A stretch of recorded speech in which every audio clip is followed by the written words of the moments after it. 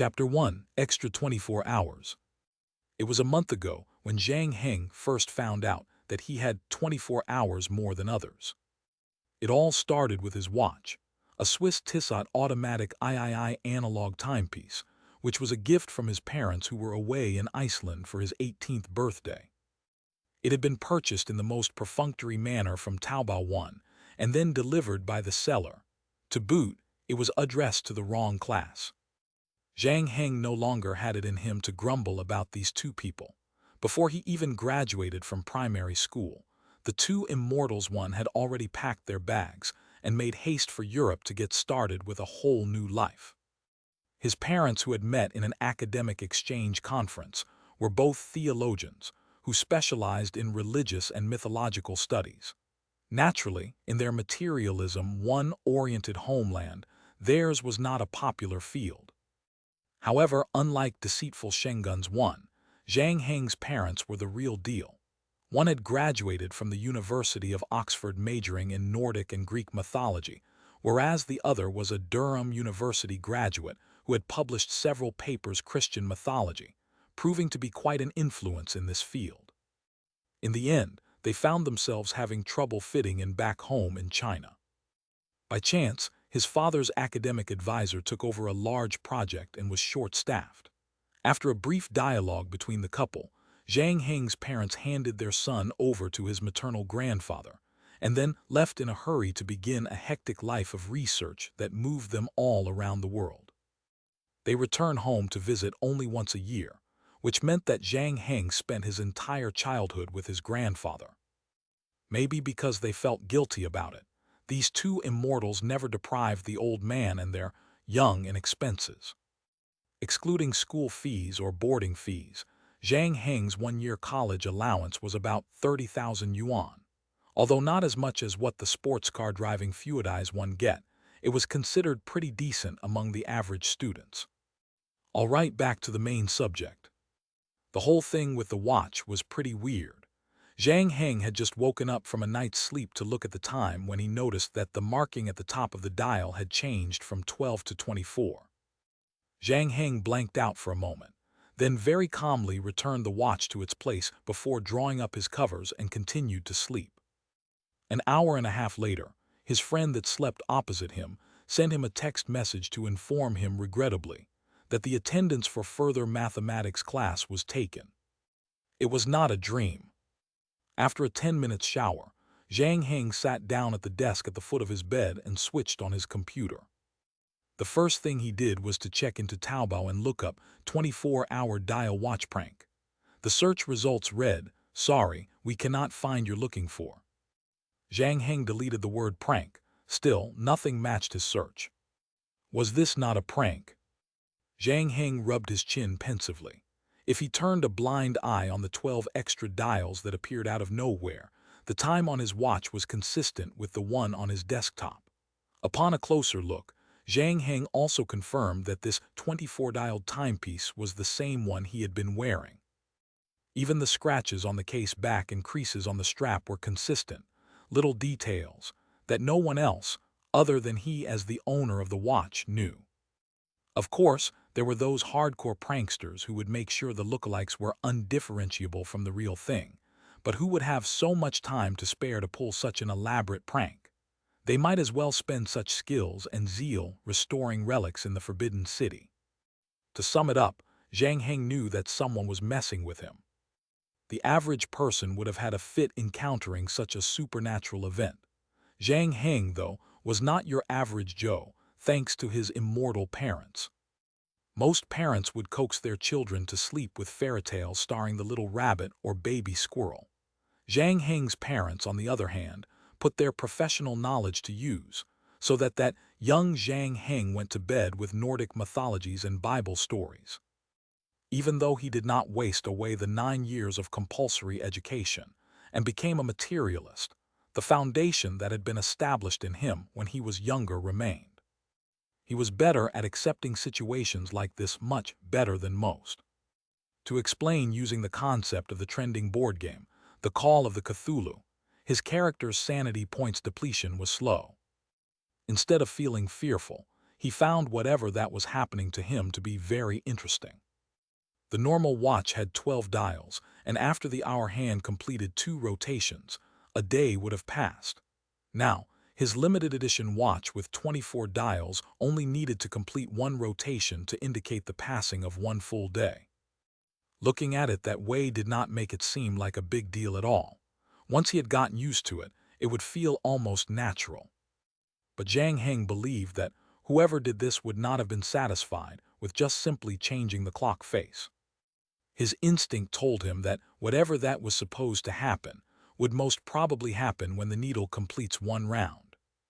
It was about 15 hours before the end of the day, and Zhang Heng did not plan to remain idle during this period of time. There was no need to attend the further mathematics class since the attendance had already been taken. The lecturer that had warned the class that an absence would mean a deduction of 5 points in their final examination. The damage had already been done. So he decided to go down to the park and make up for the morning run he had missed. To his classmates, Zhang Heng was actually quite unique. Ever since they began attending university, the student became even wearier of getting out of bed early. This classmate of theirs was the only one insisting on waking up to go for morning runs. But for all that, he had never signed up for any competition during sports day and rarely participated in group activities. He especially disliked gatherings. But once you have talked to him, you would find that he was not the arrogant person he appeared to be. In fact, you might even find this person to be quite interesting. A rumor about Zhang Heng being multi-talented had been circulating among the girls. Apparently, someone had returned to university before the holiday ended and saw him alone in the piano room playing Paganini's No. 3 Etude, La Campanella, the Bell, cleverly adapted by Franz Liszt from the Italian violinist. The Violin Concerto No. 2 in B minor, to a piano solo. Written using the cyclic form, the piece was notoriously difficult to play with various new technical methods cropping up every now and then, testing the pianist's dexterity and prowess. Some people remarked that they had seen Zhang Heng training in the archery range, and according to his roommate, he was also a member of a certain rock climbing club. These were true yet also false. Zhang Heng was not as extreme as the stories described him to be. The morning runs was a habit imposed upon him by his grandfather. He was simply used to the routine. He might be slightly faster and tougher than most people, but was not nearly as good as the specially recruited student athletes. Archery was something he had only recently decided to try on a whim. With only 3 lessons under his belt, he was scarcely a novice. Rock climbing, on the other hand, was one of those things you enthusiastically sign up for and then forget about almost instantly. The piano was the only thing that he had grown up playing, but his level was only at about 8th or 9th grade. That La Campanella piece was just a recording in his phone that he had played when he was alone in the piano room. He never thought that it would get him famous. Wherefore, the unordinary Zhang Heng was actually not that unordinary. He was interested in many things, but like it or not, time is fair to everyone. Regardless of whether you value it, whether you decide to spend every minute productively or play as a useless person, spending most of the time in bed, every person only has 24 hours at their disposal, not a second more, not a second less. Chapter 2. Selecting the right book to read. He ran 7 laps around the field, 800 meters.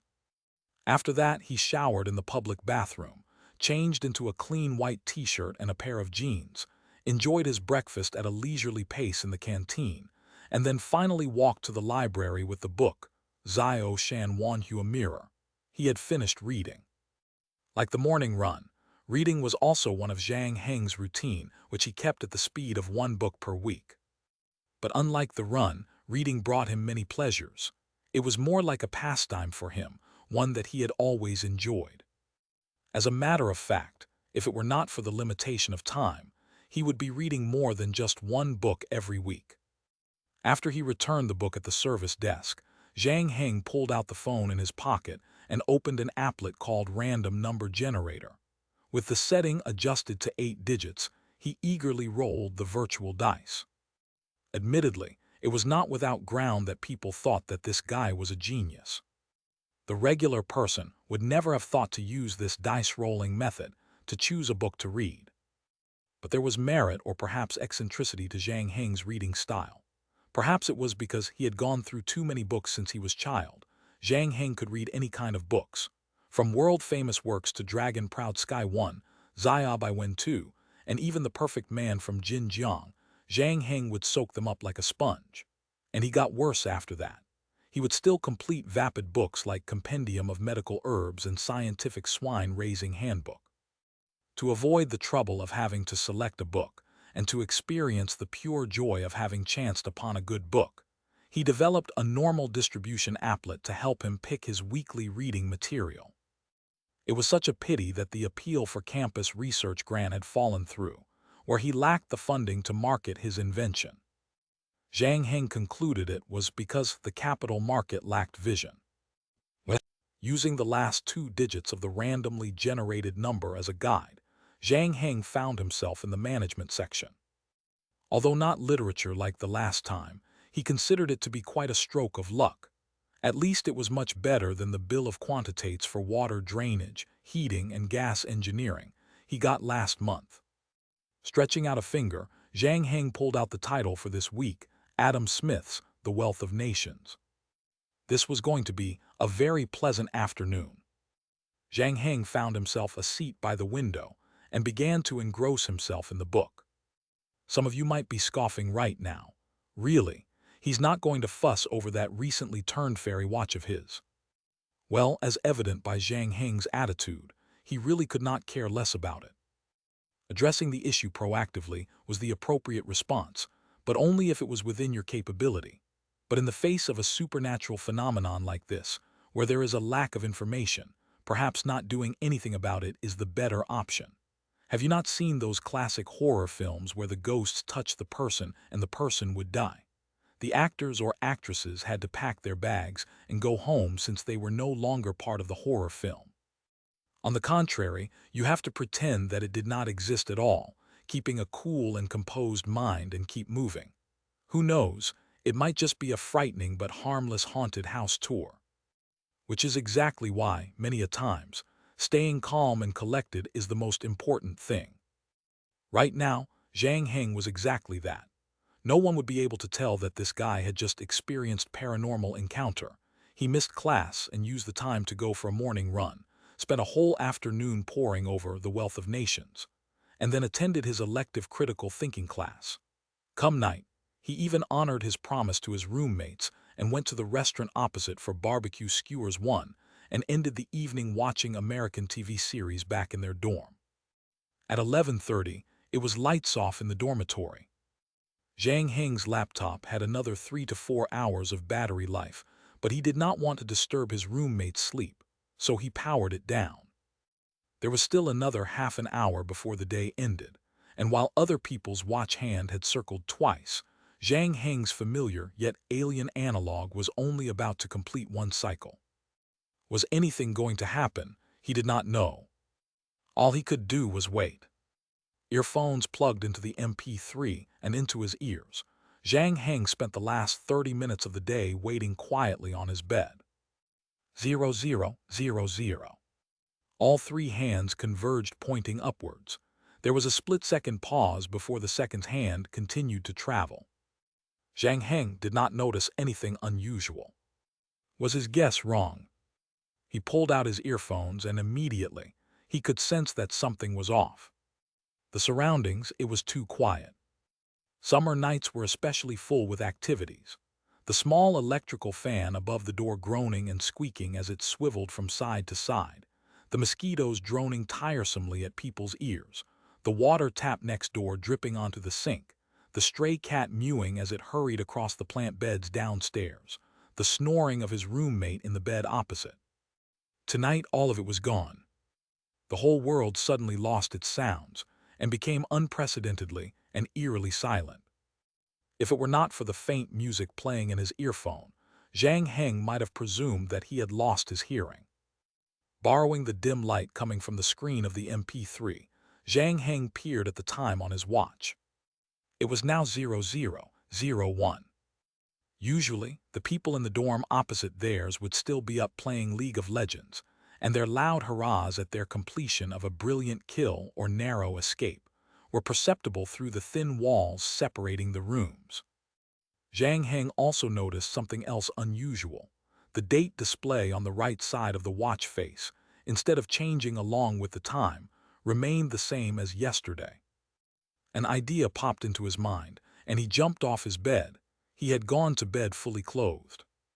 His laptop lit up in the dark, and in less than 7 seconds, the QQ login interface popped up.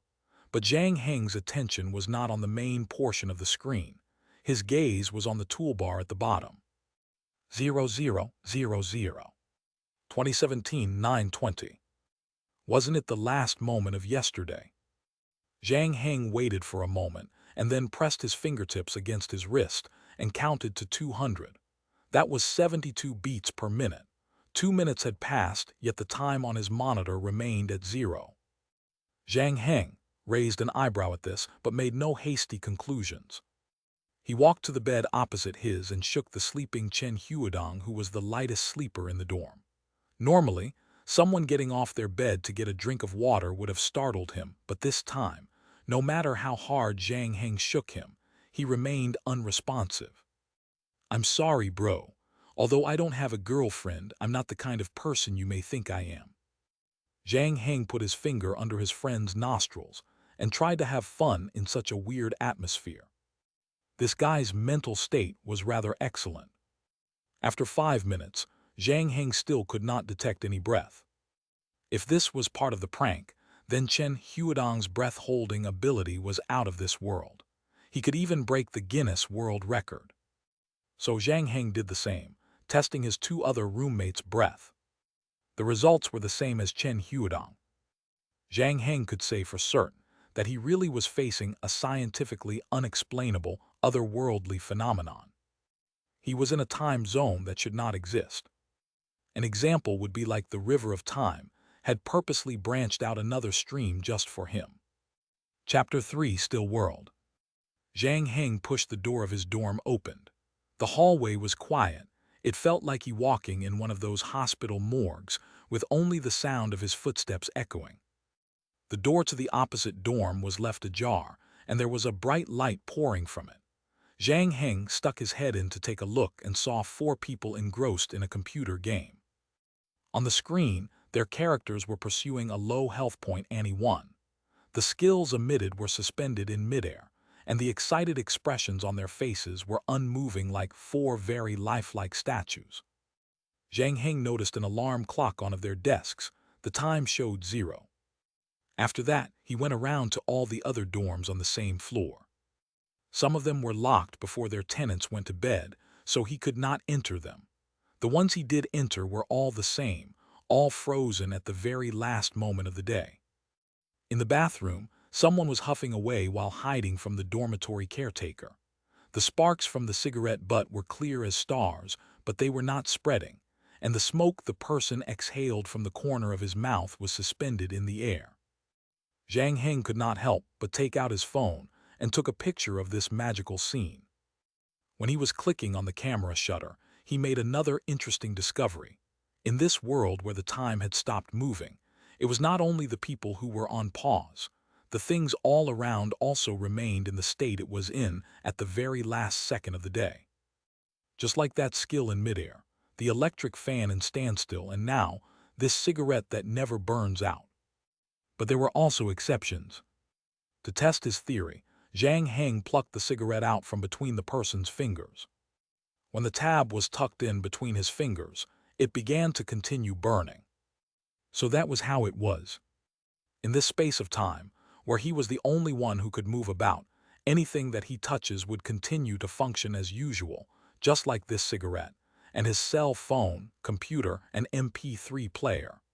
The only thing was that the time displayed on the screens remained unchanged. However, this trick did not seem to work on humans. Earlier on, he had shaken Chen Huadong to wake him, but his friend had remained unresponsive. Then what about all the other living creatures other than humans? Intrigued, Zhang Heng returned to his room, turned on the torchlight on his phone and went near his roommates. After 2 minutes, using his 20 MP soft-light dual camera in the pitch-black room, he finally found his what he was looking for, the most commonly seen, most detested creature in the summer, mosquito. Once this insect enters your room, you can forget about having a peaceful night. Zhang Heng's dorm was on the 3rd floor, which was considered quite close to the ground. At this height, the mosquito did not need to take the lift to move into their room. To keep those pests away, people resorted to all kinds of repellents, lighting up mosquito-repellent incense, applying repellent sprays, hand mosquito nets, etc. But there were always 1 or 2 fugitives.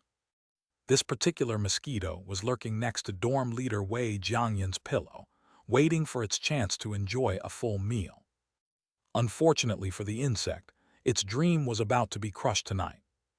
Zhang Heng reached out a hand, plucked the mosquito from the air by its wings, and then placed it on his palm.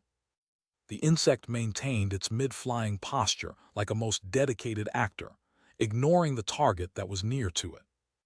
It looks like it doesn't work on animals either. Once the experiment was over, Zhang Heng crushed the mosquito and successfully eliminated the pest.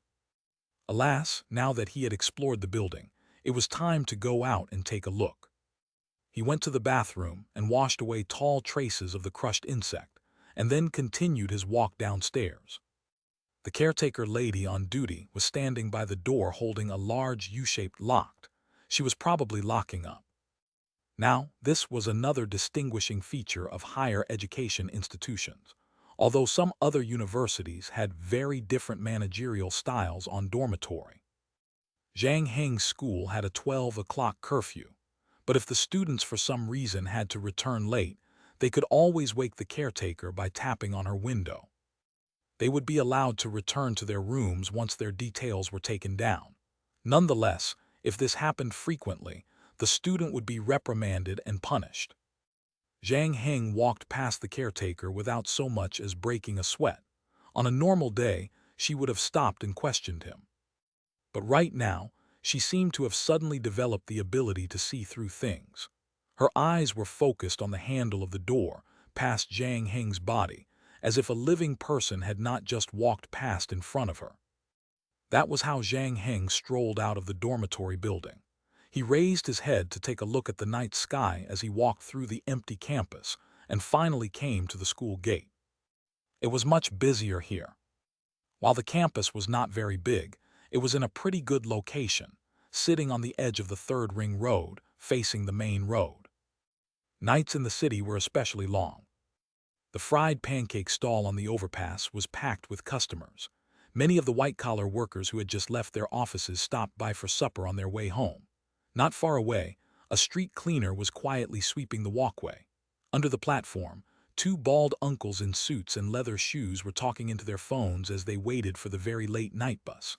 Behind them, in a 24-hour convenience store, a girl with a bare hair clip sitting at the counter yawned. At precisely 00:00, they froze synchronically. It was like pressing the pause button while watching a movie. The cars speeding on the road had all went still. Zhang Heng had seen what this city looked like at midnight, the one time he went to the train station to pick up a friend. But this was the first time he was able to observe it up close.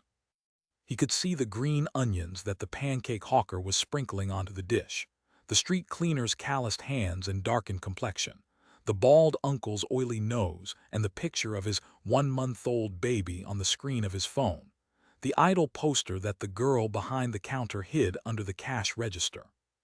All these little details that were overlooked every day now stood out to Zhang Heng. It was as if he was getting to know the city all over again. Zhang Heng used his WeChat to unlock a Mavic. While riding through the city, he also tested his presumptions. Before the hour hand on his watch had completed its 2nd rotation, he hurried back to his dorm before the caretaker lady could lock the door.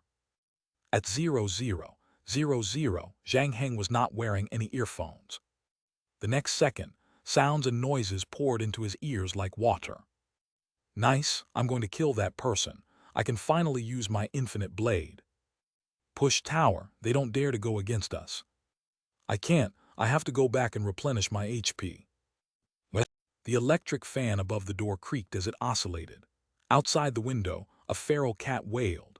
In the hallway outside, slippers slapped the floor as someone ran past. Zhang Heng, who had not closed his night for more than a day, was finally overcome exhaustion. After plugging in his phone to the charger, he threw himself onto his bed and entered dreamland. Chapter 4: A Small Test. Hey, did you girls hear?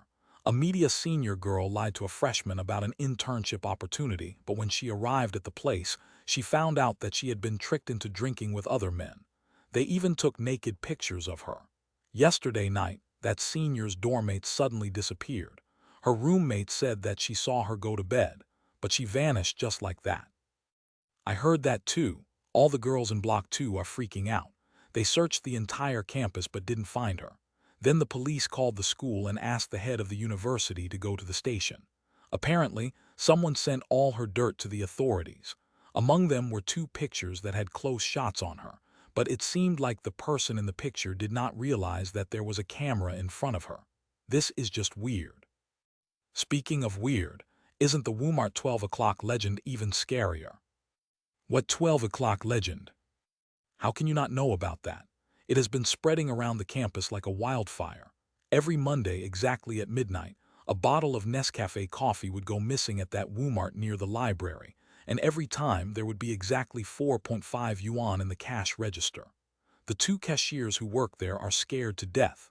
When they looked at the surveillance videos, the coffee just vanished in split seconds. There was no one in the videos. Wow, just hearing the story gives me the chills. A group of girls chatted as they passed by Zhang Heng, who was fussing with a newly acquired Sony compact camera. For a month now, since he found out that he had extra 24 hours, he had been experimenting and got the hang of this newfound ability. That media senior incident was just something he came across. He was just merely trying his hand. If he prepared well, he could incite World War EI1 if he wanted to. Of course, doing that would not benefit him in any way. Other than that, he could also walk down the street with a fire axe and hack away at all the ATMs. He could become a top 100 millionaire overnight. He could also just steal 1 yuan from every person's wallet and earn 20 million while inflicting the smallest impact. But for the time being, he had no need in this regard. To a sophomore, 30,000 yuan allowance was more than enough. He would not know where to spend the extra money. His family did not need financial support from him. Forget about his parents that were focusing on their research in another country. His grandfather was the first batch of university students during the reintroduction of Gayaka 1 in '77. After graduation, he became a senior engineer of a water conservatory project. Now that he was retired, he had a pension and a retirement home with a courtyard where he planted his own crops and played chess. He was currently very contented with his life. As a matter of fact, now that he was familiar with his abilities, Zhang Heng did not need to break the law to earn money. Take his recent participation in the photography club, for example. Next month, a major photography competition with the theme City Impression was taking place. The senior in charge managed to find pretty good sponsorships, so the first place winner would be getting 5,000 yuan and a Canon EF 1740 f4L wide-angle zoom lens, and the second and third place winner would be getting 3,000 yuan each along with some prizes. Having joined the club late, Zhang Heng had only been to 2 classes and 1 seminar. He was still heavily reliant on the internet to learn. His progress was currently only at composition and exposure. During Zhang Heng's private 24 hours, everyone would be standing still for him to take pictures of them. To an ordinary photographer, it was a golden opportunity. Without any editing, the pictures of all those frozen moments were enough to touch someone's heart. Since his skills were still insubstantial, he was still perplexed by color warmth and depth of field. But through his lens, the city had a certain unusual charm about it. Zhang Heng had picked out 2 of the more satisfactory photos from the shots he took last night and signed up for the competition. He was not necessarily eyeing the prizes, but to that he could to gauge his own progress. Ever since he found out about the extra time he had, instead of slowing down, Zhang Heng became even busier. In the beginning, it was mainly because he was testing and experimenting. For example, would the objects that he touched break away from complete stillness? Would it resume its stillness after he had stopped being in contact with the object? How much area did this stop in time cover? Was it limited only to this city? He bought a plane ticket to fly to a place 1,000 miles away on a Saturday. Through these experiments, he was able to find the answers to most of these questions. For now, he had no way of verifying the more difficult ones. After that, he had to figure out what to do with the extra 24 hours. First was sleep, which was necessary. He used to sleep at midnight. Early on, his curiosity would bring him all over the city for the entire day. But once he got used to it, he could not do it anymore. In the 24 hours when everyone was motionless, and the time on his wrist continued to move, his physical needs were still present and he still experienced hunger, thirst, discomfort, and exhaustion from a full day of activity. Does this mean that I would age faster than normal? Zhang Heng stared at his own reflection in the mirror. Unfortunately, this was a question he would not be able to answer in the short term. After all the time he spent eating and sleeping, he had about 14 hours left. His remaining period of time was enough for him to do plenty of things like reading. Perhaps it was his theologian parents' influence that caused him to be interested in all kinds of bizarre knowledge. Previously, because of time limitations, he could only read a book a week. Now, he had made a new arrangement and was dedicating 6 hours every Monday and Wednesday to reading. The bright and spacious library had become exclusively his. He did not need to book a place in advance or sit next to a strange person. He could even visit the library in his pajamas and flip-flops. An interesting book, paired with a cup of cold coffee, was enough to pass some meaningful time. Other than that, Zhang Heng even picked up the rock-climbing hobby he had abandoned and added a new one, photography, to his list of hobbies. He continued to attend classes as usual, and then practice and consolidate what he had learned in his own time. He had continued to practice in the shooting range, and his coach was constantly surprised by his incredible progress every week. He was even encouraged to seriously consider the possibility of expanding in this area. Of course, Zhang Heng's favorite activity was his nightly city roams. Every day, he would spend at least 2 hours walking around town. The big city at midnight held many secrets. Zhang Heng took advantage of the frozen time and his camera, quietly observing every corner of the city, as if he was watching a stop-motion film.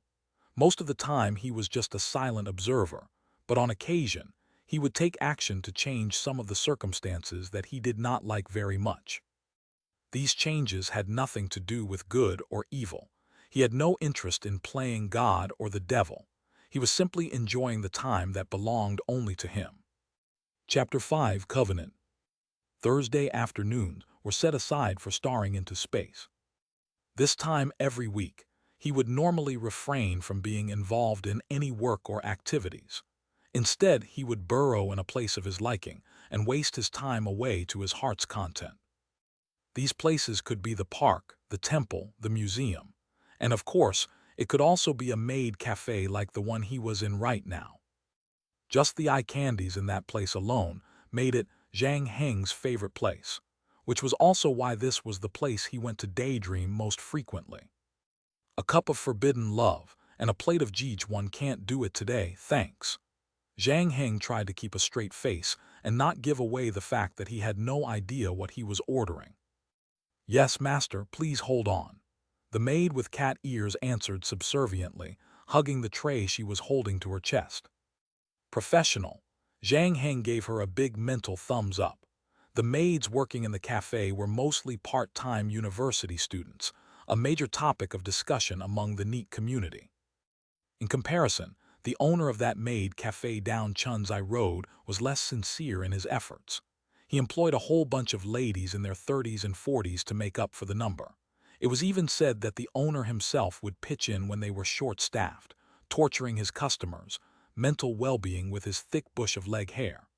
Dining there was more like volunteering for torture.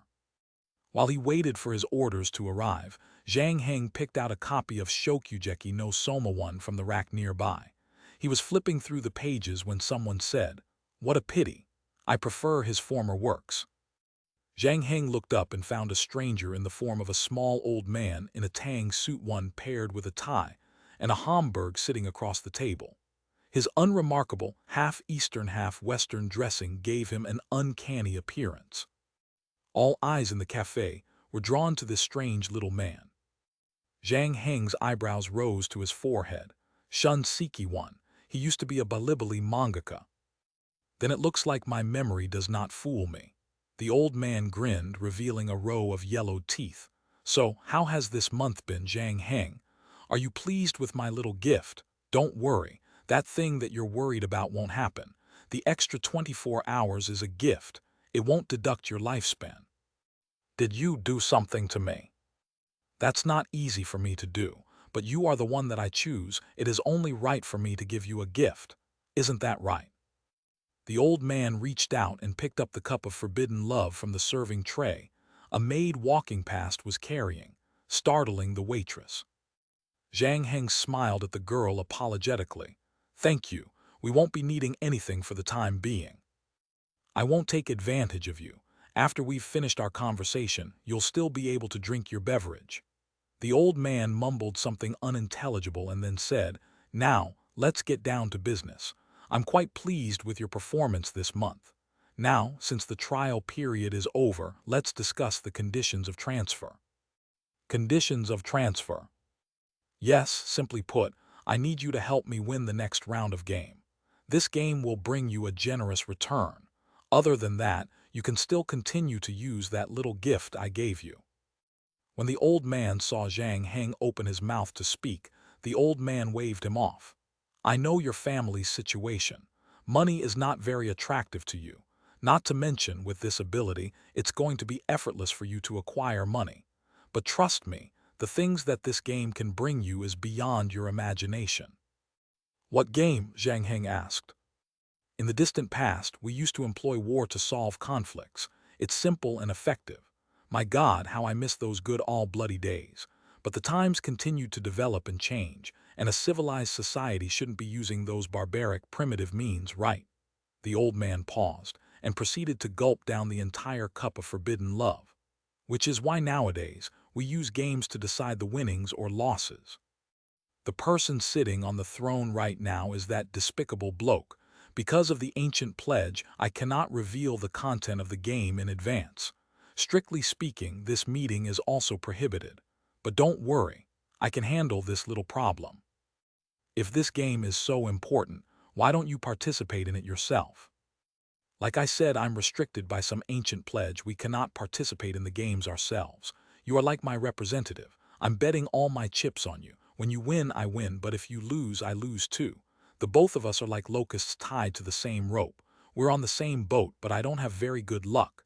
My rankings in the game have been pretty bad recently. The old man sighed. As you can see, I am growing weaker. So this time, I've decided to limit my bets earlier even though it's a big risk, and you might be eliminated halfway. Who are you? Zhang Heng studied the man. For the time being, you can think of me as your investor and partner. As for the future, I can only tell you one thing. The longer you persist in this game, the closer you will be to the truth about this world. All right, we don't have much time. Now tell me your answer. Zhang Heng looked at the old man in the eye. He has just been given a long speech that sounded very absurd with the maid cafe's atmosphere. But the fact that the old man knew his name and had good insight into what had happened to him, this comically dressed old man was not joking. Zhang Heng thought about it for a moment before answering. Sounds interesting. How do I join? It's very simple. Let me find the checkpoint closest to your school. The old man took out a Xiaomi cell phone from his pocket and opened the Beidou Maps app. Sex in the city bar, checkpoint 137, 11 o'clock tonight. You don't regret this decision. Oh, I almost forgot. The old man reached out a hand. The last step, concluding the contract. Once we shake hands, you belong to me. Zhang Heng put out his right hand. Please refrain from using these terrible, ambiguous statements. I'm already starting to regret it. When they shook hands, Zhang Heng felt as if he was holding onto a hard, icy rock. The old man was in good spirits. Be careful of other representatives. You probably won't meet at the initial stage of the game, but no matter what happens, you have to prioritize survival. Editor note: OMG, why does this remind me of Murray Nicky? Wait a minute, you can die in this game. No, just dead in the game. To be precise, it's more like disappear. Your physical body will disappear, and all the memory related to you will disappear as if none of it ever existed. I happen to know a guy who's an expert in this, the old man said in the most casual manner. Zhang Heng was about to say something when his eyes dimmed for a moment, and the old man suddenly vanished right in front of him. A maid walked up to his table with a deep red beverage, her smile revealing to cute pointy little fangs. Master your forbidden love, please enjoy. Chapter 6, The Games begins. You're going out now. Dorm leader Wei Jiangyang had just returned from a movie date, reeking of love. It was 9:45 when he pushed the door open to see Zhang Heng in sportswear, bending down to tie his shoelaces. Yeah, there's an activity tonight. Activity? Is it a date? Wei Jiangyang shot his roommate a knowing smile. Chen Huadong, who was enjoying a bottle of Coke with his movie, gasped. What? Young Master Zhang, am I not the person you like? Ma Wei, the oldest among the roommates, put down the English book he was reading. Zhang Heng, you have such good qualities. It should be really easy for you to get a girlfriend, yet you've remained single. If we're not roommates, I would have thought that you're actually gay. Ma Wei's lament was not unjustified. Among the 4 roommates, his family's circumstance was the least favorable, with his parents being only simple-minded farmers. There was a girl back in high school whom he secretly liked. He never told anyone about until the one time this group of roommates took him out to celebrate his birthday, and he drank too much. That was when his roommates found out that that girl Ma Wei liked was studying in a university in the same city. They urged him to confess his feelings for her, and he was rejected. They all knew of Ma Wei's family circumstances, and that he had to rely on the China National Scholarship to pay for his tuition fee and to lighten his family's financial burden.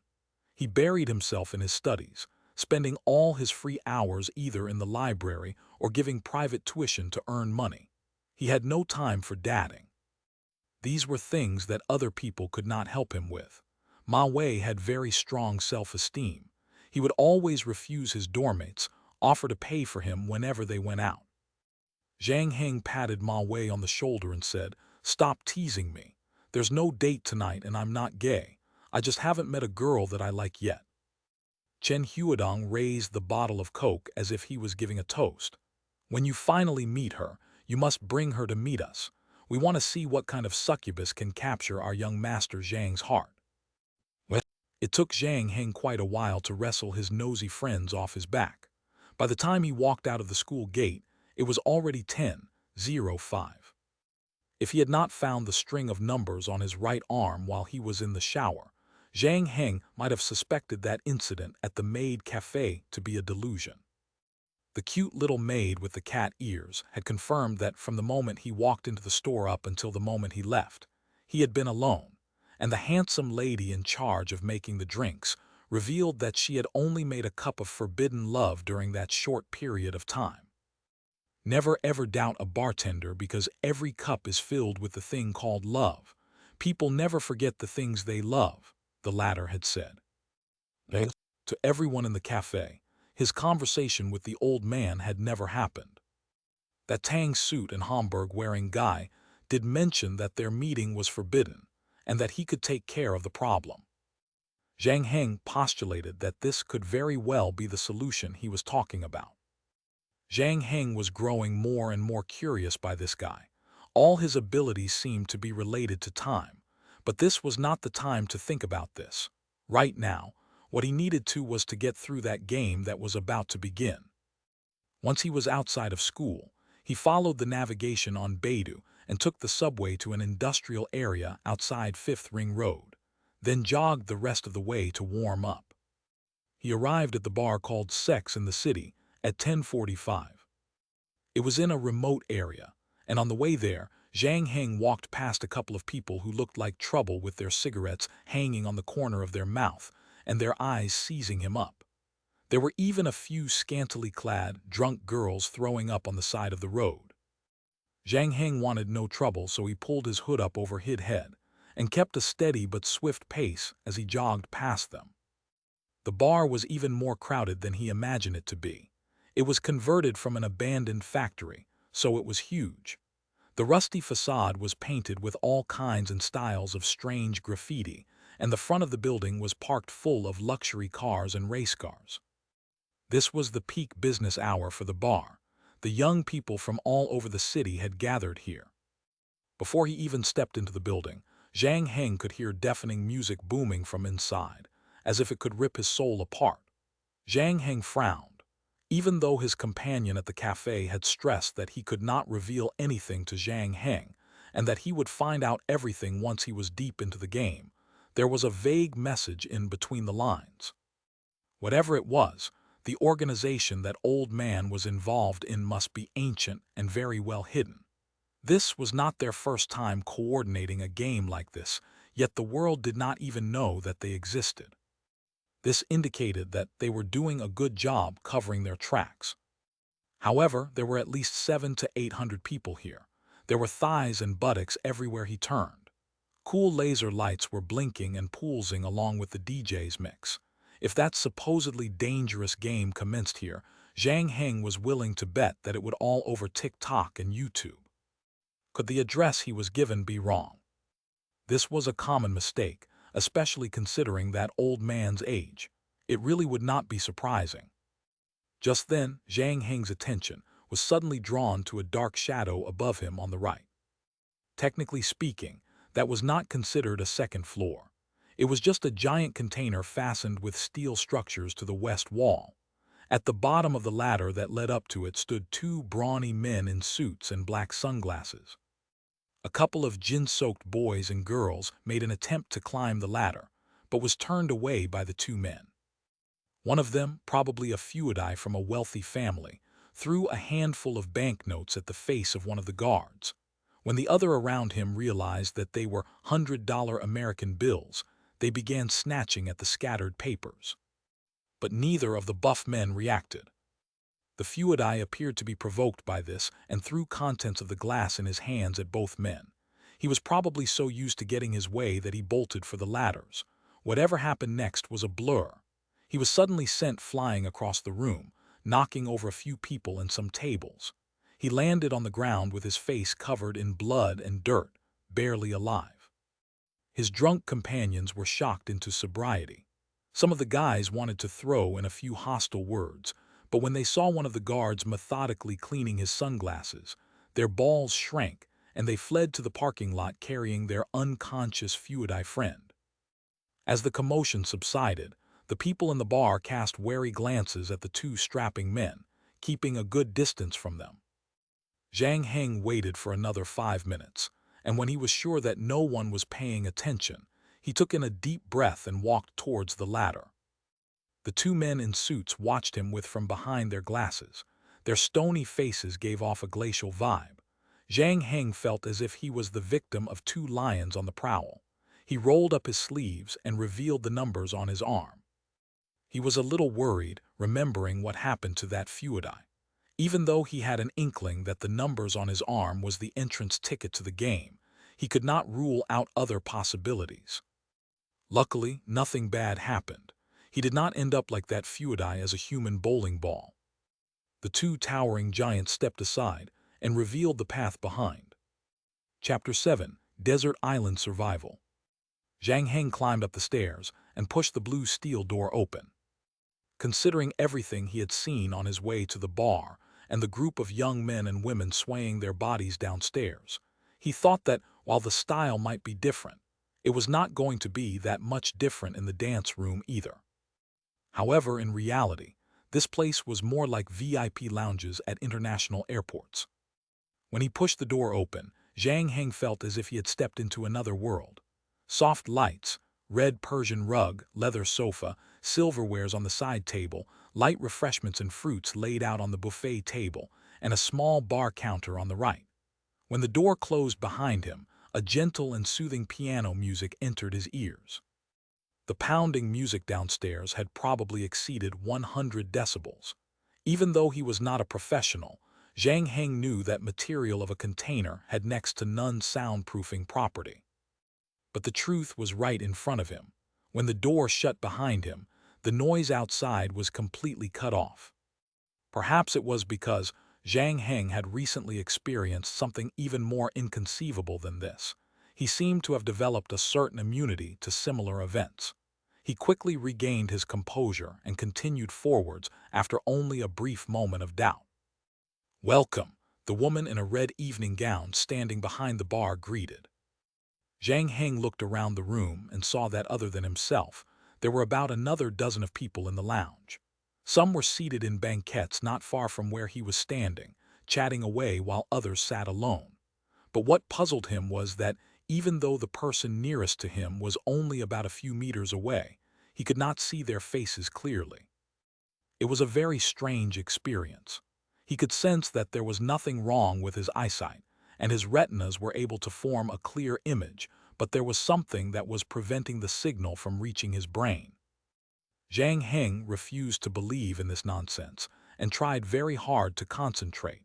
He was feeling like he was about to break through the invisible barrier when a nauseous feeling suddenly surged from his stomach. He had to hold onto the bar to keep himself from falling.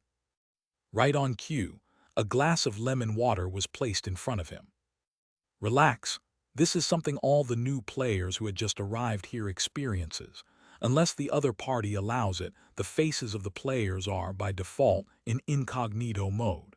As a matter of fact, your voices have also undergone a special process. What you hear is not the actual voice. This is to protect you to the greatest extent. But I can see your face." Zhang Heng picked up the water and thanked the bartender. Because of the dim lights and the fact that he was distracted by the others, he only just realized that the bartender looked very familiar.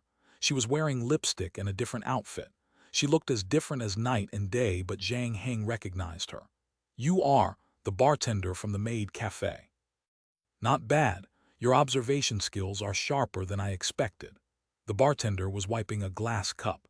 She was still as frosty as she was earlier today. "No one stipulated that one person can only work one job, right? By the way, I'm just a receptionist here. I don't need to conceal my face like players do." "I'm sorry. Since I walked in, you kept mentioning words like players and receptionist. Forgive me for being forthright, but I have no clue what game it is that I'm joining. Blackjack, Texas Hold'em, Legends of the Three Kingdoms, esports?" Zhang Heng asked as he settled down on the stool in front of the bar. "I normally don't like to brag about my employer in front of the customers, actually. I don't like bragging about that at any time, but this time, I have to say, congratulations, Mr. Zhang Heng. You're very lucky to be a part of the greatest game in the history of mankind. I can promise you that all the other games that you've ever played before this are weak and pathetic. This game will completely change your life." "That is a rather high evaluation." "Oh, quite the contrary. No compliment can compare to the game itself. Now, it's your turn to answer one of my questions. What do you think makes a person truly himself?" The bartender put down the now sparkling glass. Her expression was solemn. Zhang Heng took a sip of the lemon water and then answered, "DNA."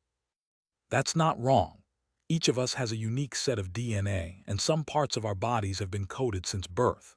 Your looks, family history of illness, but fortunately, even then we still have a lot of choices. You can go to university, work, build a career, become a primary school teacher or astronaut or something." There was a strange flash of light in the bartender's eyes, and she was speaking faster. "Put aside all those things that had already been determined. Let me phrase my question more accurately. What do you think makes a person who he is today? For example, how is it that astronauts could walk in space? How could a boxer knock his opponent down on stage? What is it that makes a teacher pick up teaching aids?" "Experience. You're talking about experience and learning that makes us who we are today." Zhang Heng quickly understood what the bartender was trying to convey. Cocking his brows, Zhang Heng commented, "But I still don't get what this has to do with me joining the game." This time, however, he did not get any answers. No amount of words can describe what you can witness yourself. "Mr. Zhang Heng, your first round has begun. Please cherish this hard-to-come-by experience. I look forward to meeting you again." The bartender winked knowingly at him. The hour hand on the clock on the wall was pointed at 11. The next thing he knew was a strong dizzy feeling rushed to his head and caused his vision to blur again. Had he fallen into a trap? Zhang Heng's first reaction was to suspect that the lemon water, that was the only thing he had tasted. From the moment he set foot into the bar, he had been on high alert. He never expected to see a familiar face, and that caused him to let his guard down a little. He did not know when it happened, or what powerful anesthetics was added that one little sip could have such a powerful effect. He could feel his head getting heavier and heavier until he could not resist anymore, and allowed himself to collapse onto the bar until he was completely unconscious. He did not know how much time had passed in between. Was it days, hours, or seconds? A stranger's voice rang in his ear. Verifying player's identity. Identity confirmed. Random extraction of newcomer's quest for player number 7958. Extraction complete. Current quest is Desert Island Survival. You were on a cruise and encountered a terrible storm as you were traveling near the equator. The ship deviated from its course, and the radar and sonar on the ship, the GPS and satellite phones on the ship were, oddly, not working. Without direction, you've traveled aimlessly on the seas for a month. Unfortunately, you encountered another even bigger storm. At the time of the incident, you were standing on the deck and a giant wave swept you into the ocean. When you finally opened your eyes again, you found yourself lying on an unfamiliar beach. Mission target: survive for 40 days on this island. Mode: single player. Time flow rate: 480. 1 hour in the real world is equivalent to 20 days in this game. After 40 days, the player will be forcefully returned to the real world. A friendly reminder: the game will begin in 5 seconds. Players, please get ready. Chapter 8: Desert Island Survival II. Zhang Heng's eyes fluttered open, and he found himself lying face down on a foreign beach. The saline waters bathing him was soaking into his clothes, as a hermit shell in a conch shell scurried past in front of him. Zhang Heng was in a terrible condition. Upon regaining his consciousness, he was gripped by an intense thirst and hunger, overcome with exhaustion. It felt like he had been drifting in the ocean for days. He found a dry spot and plopped down against a large rock facing the direction where he was washed ashore. All he could see was a vast, boundless ocean. What is this? Some survival reality TV show film set. Maybe it was the after effects of that lemon water, or maybe because he had not eaten for too long. Zhang Heng's head felt heavy and groggy. Forcing himself to calm down, he began to mull over everything that had happened to him. He had done as that strange fellow in tang suit had requested, and had come to this sex and the city bar as the old man's representative to participate in some obscure game. When he finally found the person, he was drugged and then cast on this desert island. But the question was, how would doing this benefit them? And that mysterious voice he heard in his head just now, the one that sounded like a game login, did he imagine it? If that was not the case, then what did it mean? His body was still his, but the sports attire he was wearing had been replaced with a pair of beach shorts and a floral t-shirt. The Swiss knife he was carrying in his pocket for emergencies was nowhere to be found either. The only item that had not gone missing from his person was that watch on his right wrist. Zhang Heng looked down at his watch and froze momentarily. The date on the analog face had not changed. It remained on Thursday, the same night he visited the bar, and it had only been a minute since he had blacked out. Zhang Heng looked at his watch again and noticed that the seconds hand was not moving. Was it broken? That was a surprise. He had done one too many experiments on the watch and found that it could never be adjusted, and that the time on the watch was always accurate. He was the only one who could see the extra 12 hours on the watch face, and no matter what he did, subjecting it to fire or soaking it in water, the watch could not be damaged or destroyed. It was so durable it was unlike anything from this world. Once, he even threw the watch from the top of a building down onto the concrete pavement 200 meters down below. In the end, the watch survived the fall without a scratch, and even made a dent in the hard, concrete surface. He was convinced that the watch would outlive him and continue ticking until the end of the world. He never thought that there would come a day that it would ever stop functioning. But in his panic, he was suddenly struck by a thought. Again, his mind returned to that mysterious voice in his head. The person had mentioned that the time flow rate was 480. Zhang Heng raised his eyebrows. Could the person have meant it literally? If anyone else wanted to verify this, they may have to wait for the 40 days to be up. But Zhang Heng had his own way to do that. He pressed his fingers against the inside of his wrist and after 20 minutes confirmed a frightening thing. His watch was not broken. It was just moving according to the real-world time. When converted to the time here, 1 second was now 8 minutes. So this really was just a game. Zhang Heng was stumped. The scenery before him was so realistic. The golden sand, the coconut trees swaying in the wind, the drenched t-shirt clinging to his body, the uneven rock surface that was causing his back to ache, the hunger and enervation that shrouded him so that he feels the passing of life so clearly it was almost tangible. In any case, his priority right now was to find a way to recover some physical strength. Right now, thinking alone required a whole lot of effort. He knew he needed to eat and rehydrate. But although he was mentally stronger than most people, he was still just an ordinary university student. A modern man like him had no clue how to live on a desert island. He could not distinguish which plant was edible and which one was not. He did not even know how to hunt or look for water source, how to build a shelter. Thank God, though, that at least he recognized the coconut tree.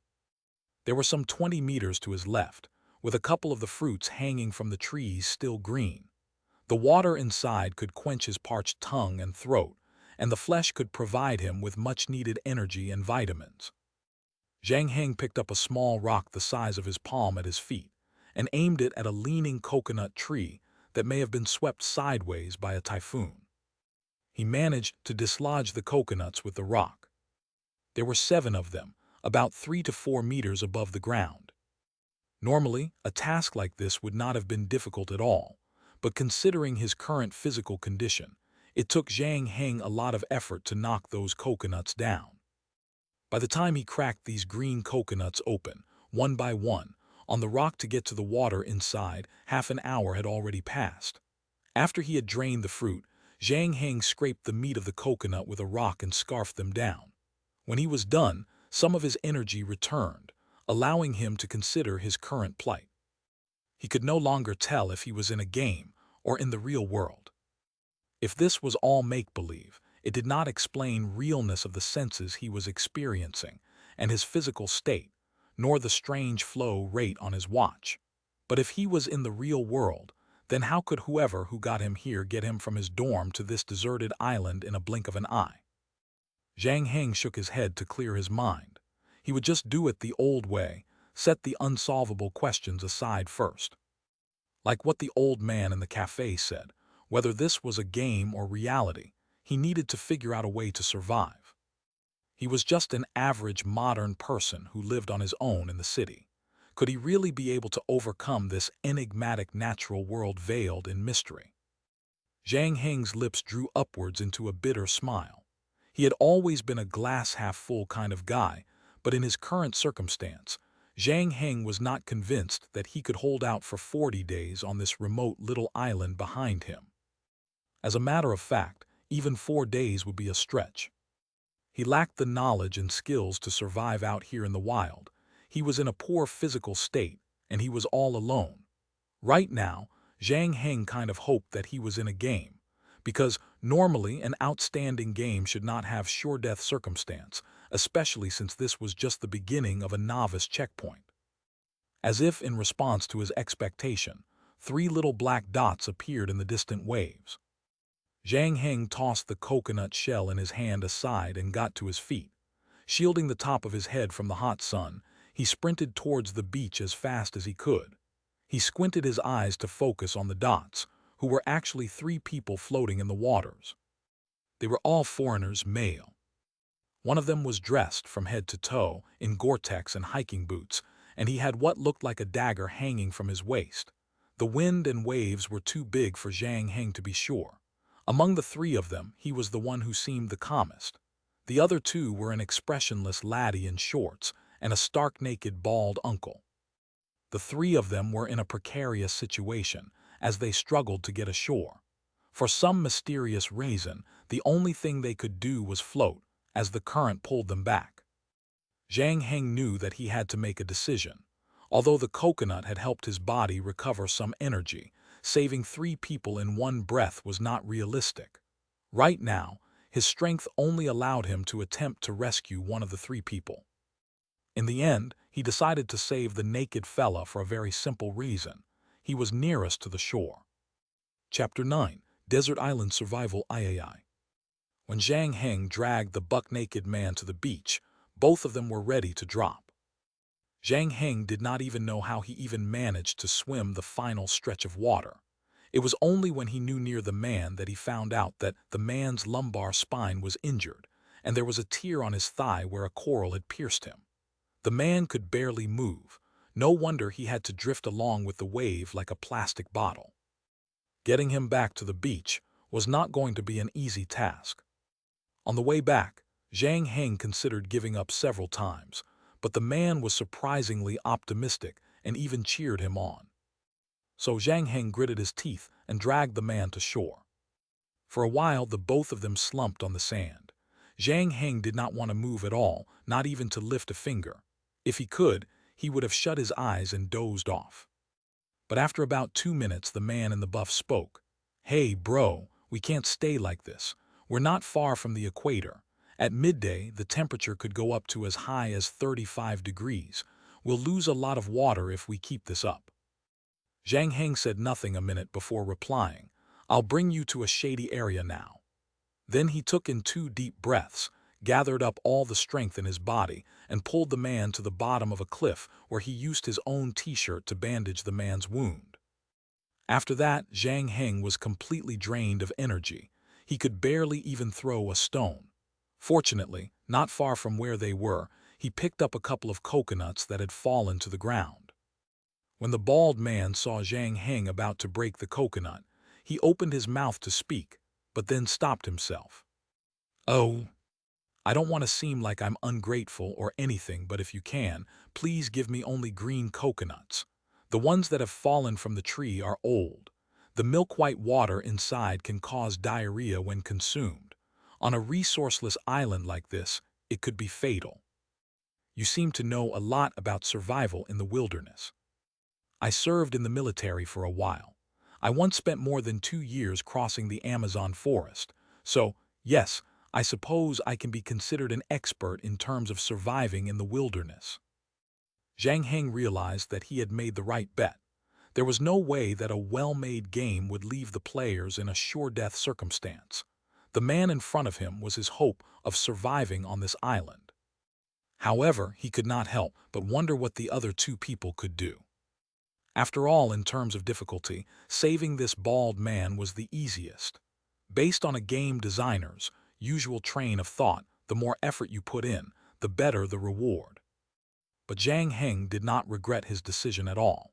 He understood that in his physical state, saving the naked man was already pushing the limits.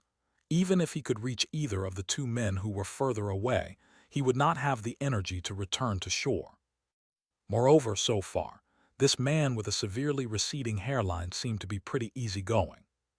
Sometimes attitude is much more important than ability. Sure enough, shortly after, his new companion said, "My friend, can you please find a green coconut for me? My throat is really dry. I will teach you how to find water later."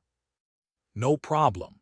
Zhang Heng had taken the opportunity to rest for a moment and had recovered some strength to be able to fulfill his companion's request.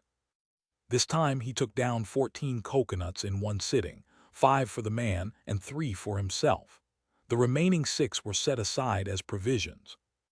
After the naked gentleman had drunk from the coconut, his condition seemed to have improved a lot. He reached out a hand to Zhang Heng. I haven't introduced myself. My name is Ede Wilson, a British national and formerly the captain of the British Army in Afghanistan. You can just call me Ede.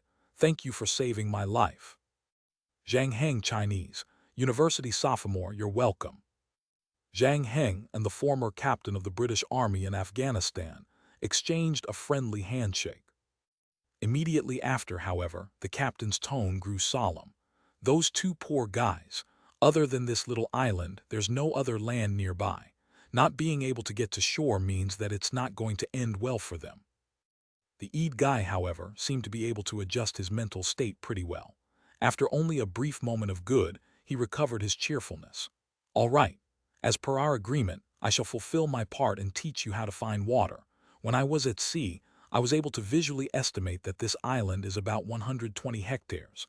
I noticed some animal tracks nearby the bushes, which means that there may be a stream on the island. Follow the tracks and you'll be able to find it. But that's also bad news because it means that there may be predators. Night is coming soon. Exploring the island without some sort of light like a torch would not be a wise move.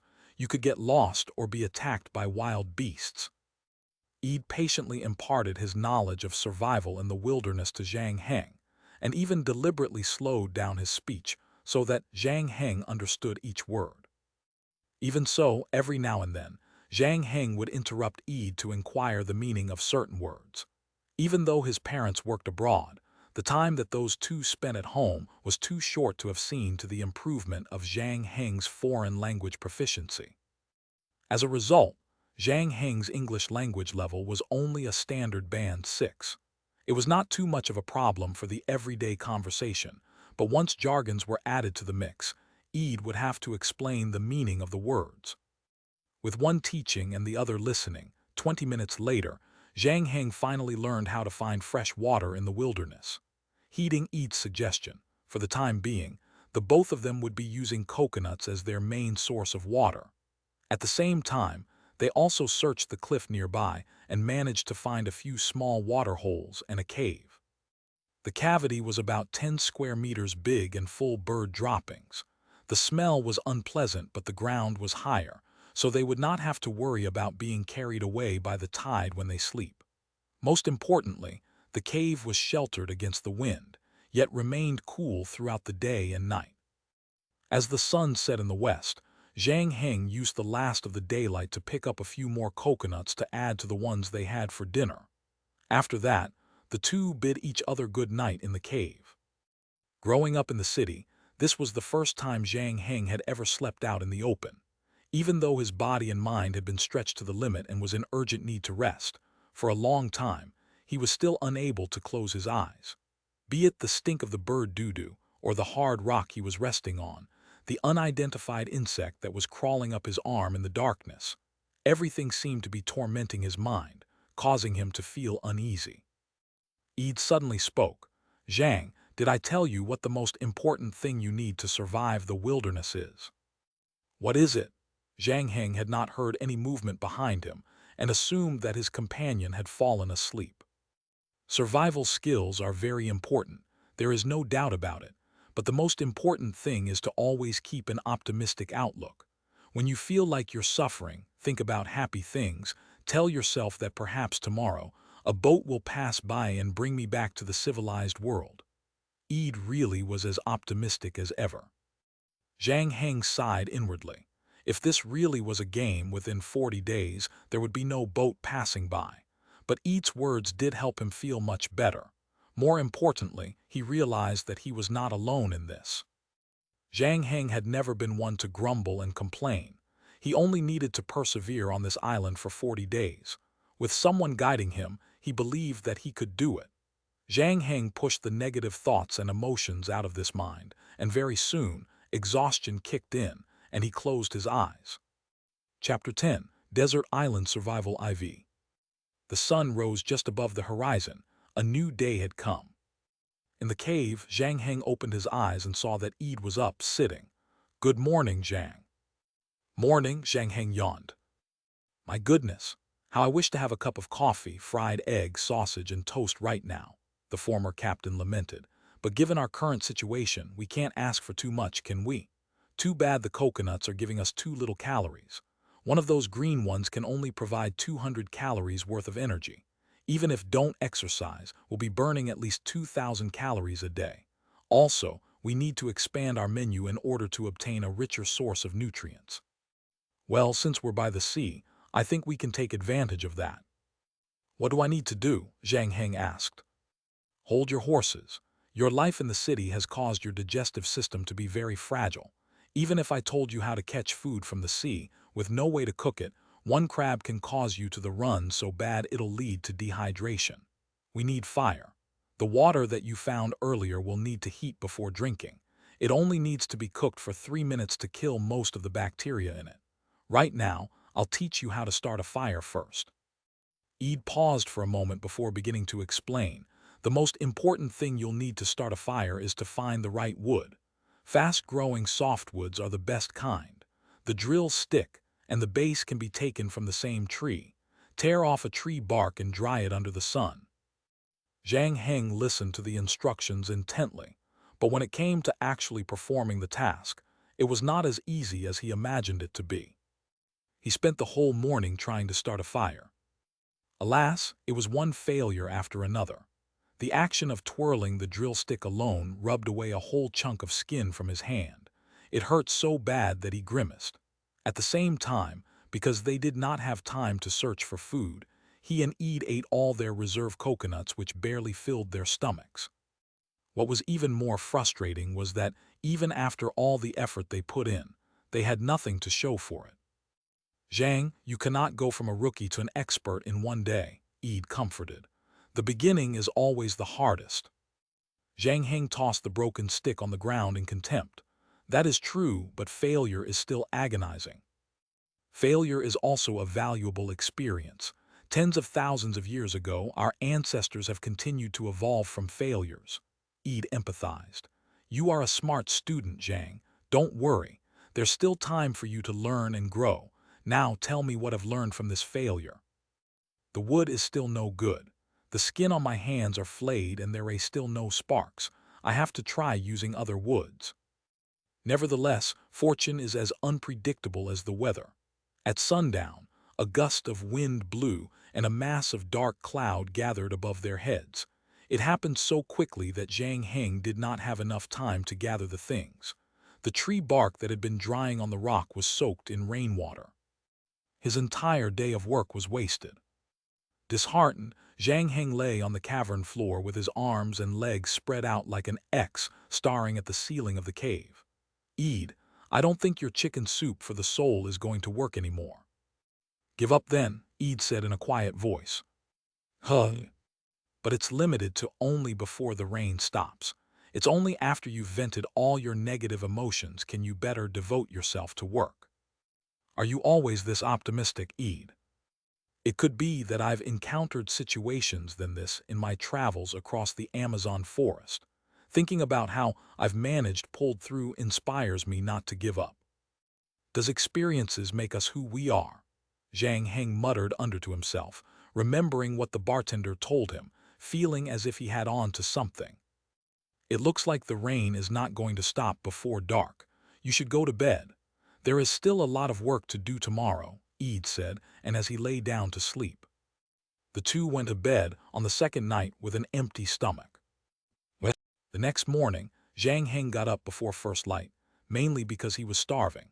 The first thing he did was to run to the coconut tree to quench his thirst and hunger with a few fruits. The coconut tree at lower ground was nearly picked clean. The remaining trees were taller, and knocking the fruits down with rocks was going to be very difficult. Zhang Heng was aware that he had not much time left. He had to get that fire going, or else he would not be able to continue with the rest of the tasks. On that account, he decided to take a little bit of risk. After bringing breakfast back for Eid, he ventured a little deeper into the native forest behind the beach. The end result was gratifying. Not only did he find suitable wood for the fire, he also found an animal that he suspected was a fowl.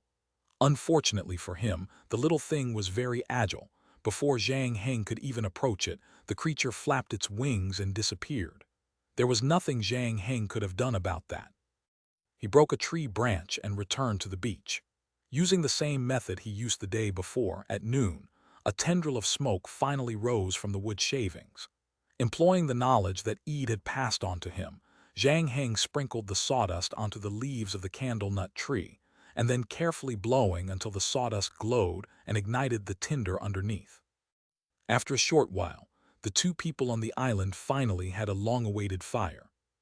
"Well done, now we can avoid the danger of infection," Eid exclaimed.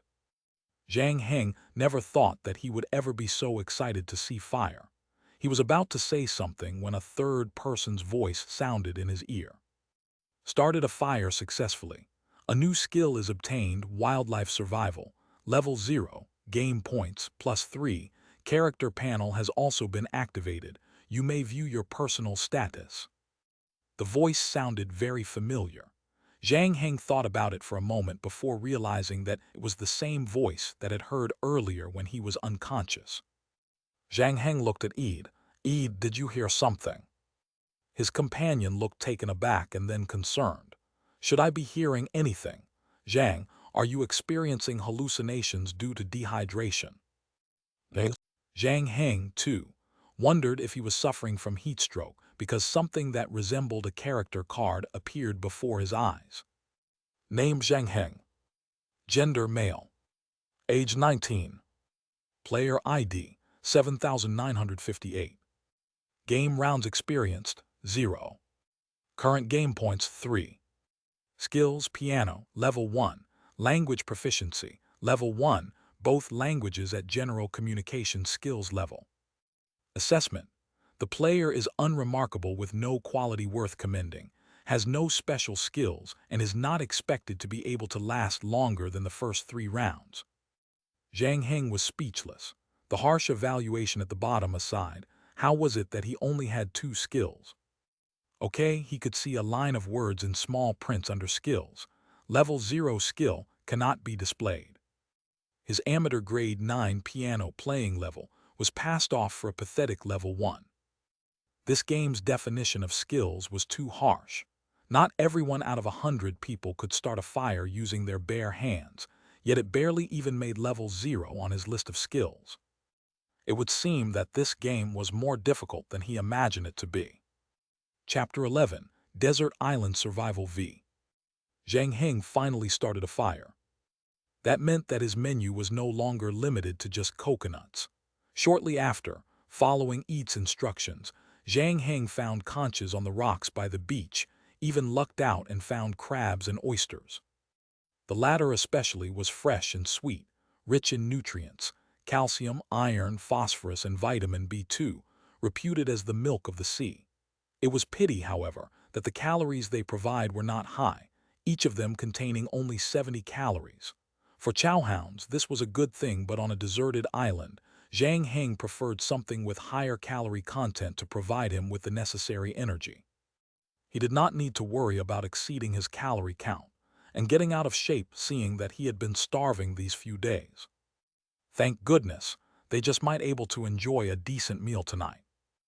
Zhang Heng collected about 70 over little conches, 6 oysters, and 4 hermit crabs, which were sadly rather small.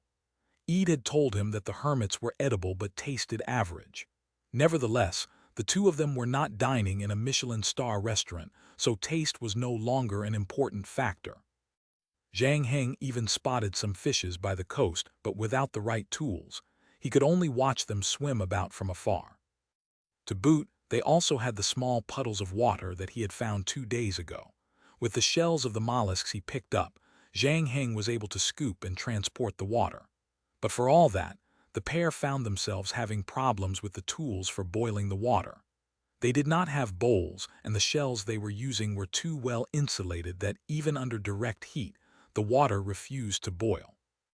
Eid thought for a moment and then said, "Go find some pebbles, not the ones with a lot of holes or stratification."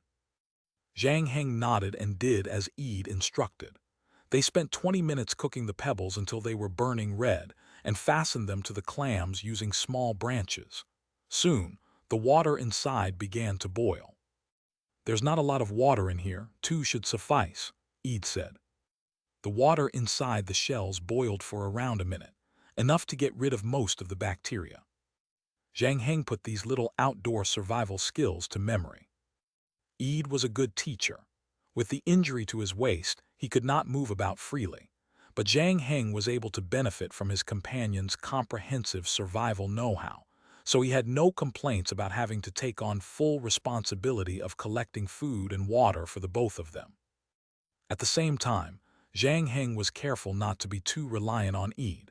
He hoped that he could make all the knowledge he had picked up from Eid into his own practical skills, not so that he could get rid of Eid later on, of course.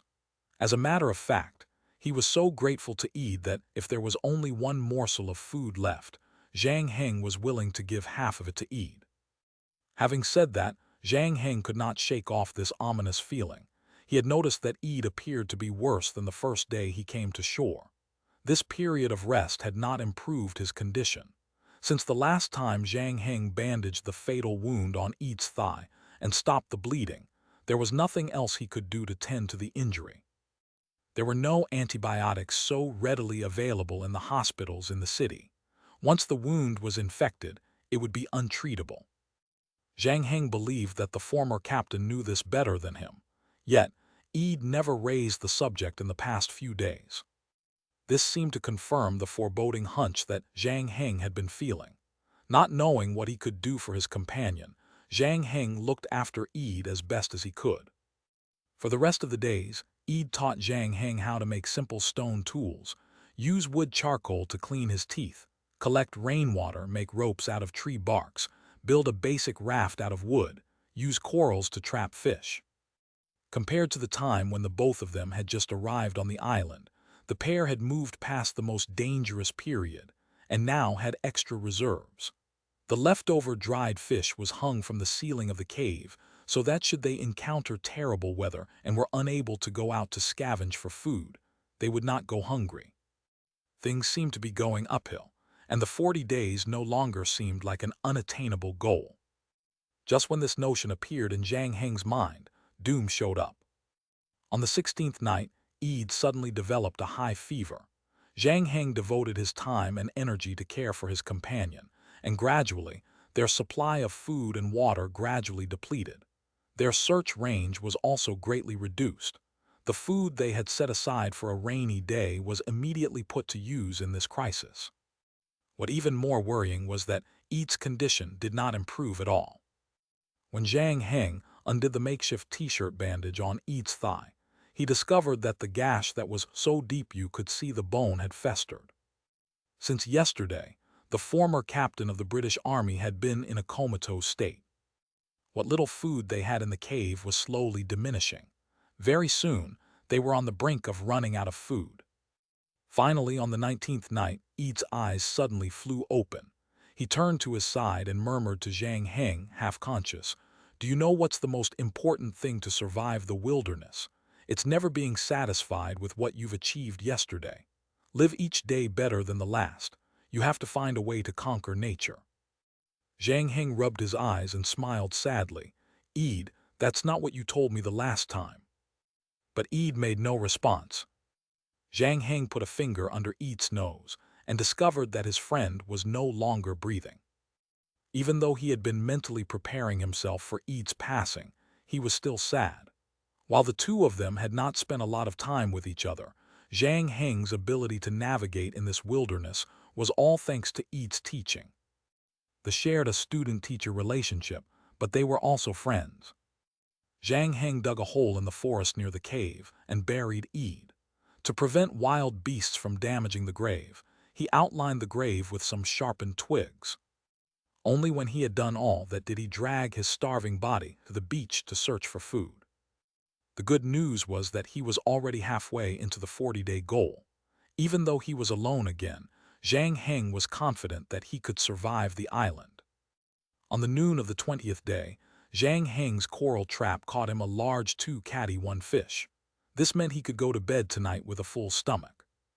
But just when Zhang Heng thought that his bad luck had finally passed, he suddenly received a voice prompt in his ear. "Alert, alert! An anomaly had been discovered in the quest. Critical time error. Reporting error. Second-level authority enabled. Verification approved. Report cancelled." Remove the error permanently from the decision-making sequence. Assignment objective remains unchanged. The return time has been changed from 40 days to 520 days. Please pay attention. Zhang Heng's head nearly blew up at the series of messages. When he finally registered the drastic, unanticipated changes, his eyes flitted to his right hand. All three hands were pointed upwards. No way.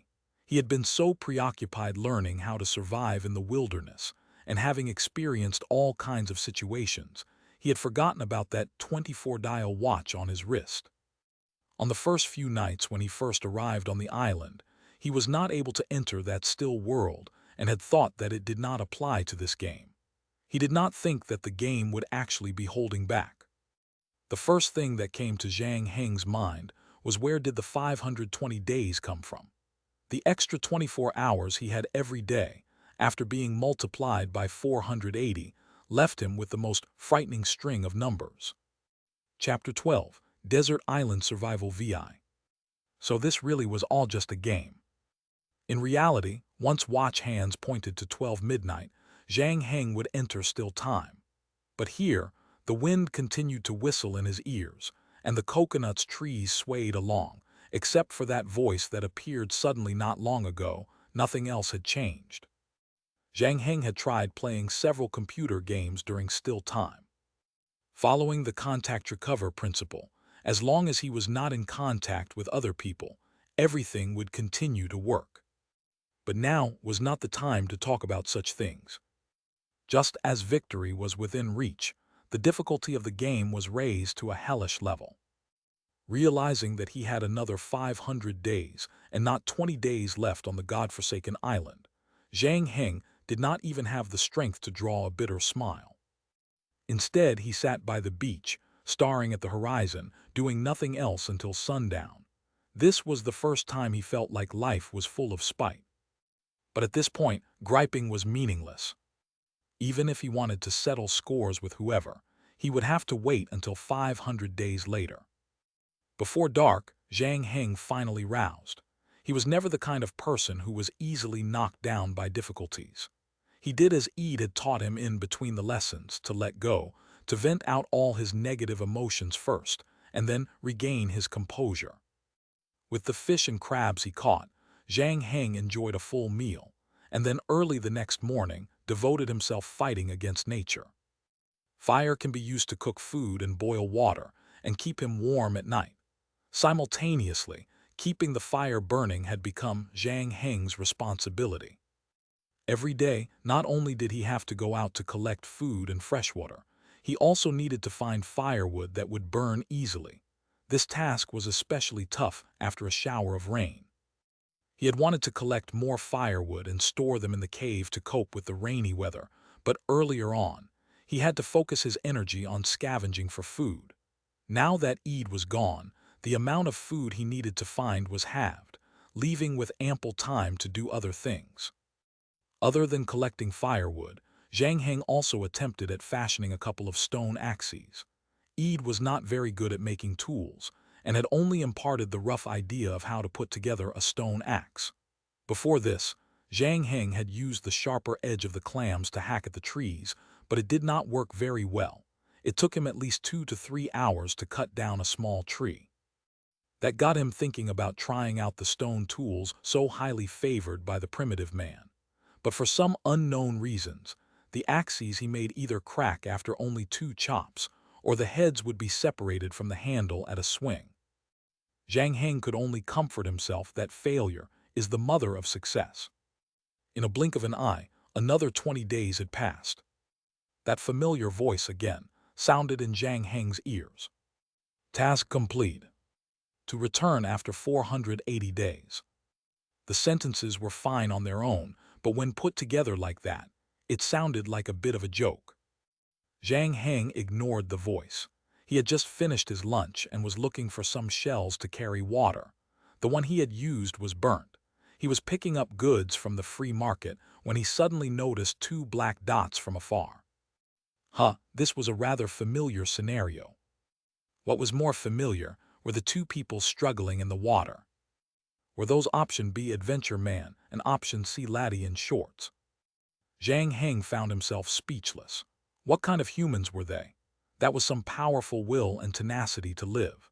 It had not been easy for him to have survived on this island, and yet those two were still living and kicking after drifting in the water for 40 days.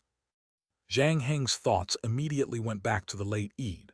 Before he breathed his last breath, Eid had thanked Zhang Heng for saving him and being able to die on land, unlike the two other people who would be swept into a watery grave. Instead, right now, Zhang Heng felt sorry for Eid. If he had not saved Eid might still be alive, floating on the waters with the other two. This was not the first day Zhang Heng played games. He knew that this situation meant that he was encountering a bug. The root cause of that was probably that extra 24 hours he had that disrupted the quest. Theoretically speaking, the game should cease to exist after 40 days. The other players had probably all returned to reality. He was the only was still stuck in the game, still suffering. Most games would have crashed or broken down. Yet, this game continued to run. This fact alone was enough to prove that this was no ordinary game. The bartender lady had said that this was the greatest game in the history of mankind. Right now, Zhang Heng found himself a little convinced of that. Ever since he arrived in this world, everything he had seen was extremely realistic. From the plants to the animals on the island, everything was true to the real world. Even Eid did not appear any different from a real person. Right now, however, a flaw had finally appeared in this impeccable world. Is it because the plot has ended? It has no choice but to repeat. However, unlike mechanical loops, the Eid whom he had buried in the little forest did not reappear, meaning that the repeat followed a logical sequence. Zhang Heng peeled off his clothes as quickly as he could. Of course, he was not going to miss such a good opportunity.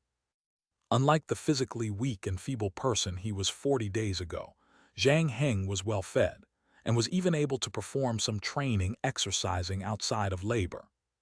His body had nearly recovered to its most optimal state. Having gauged the distance between himself and the two people in the water, Zhang Heng decided to save the laddie in shorts who was further away. Because according to game designers' logic, the more effort you put in, the better the reward. With Eid's help, he had basically overcome the problem of finding food. Now, he wanted to know what kind of changes would saving that young man bring to his life.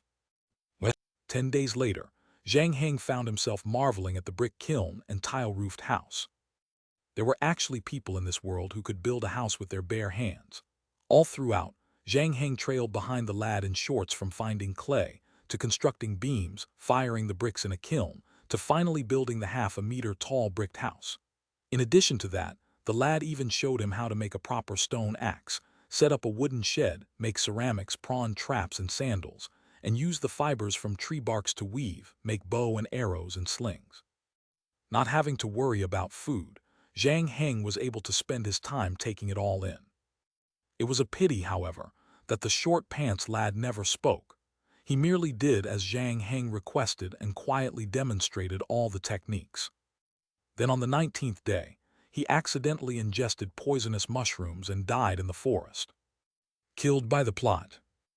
Now Zhang Heng understood that the game was designed in a way that the player would have to spend the later half of the game alone.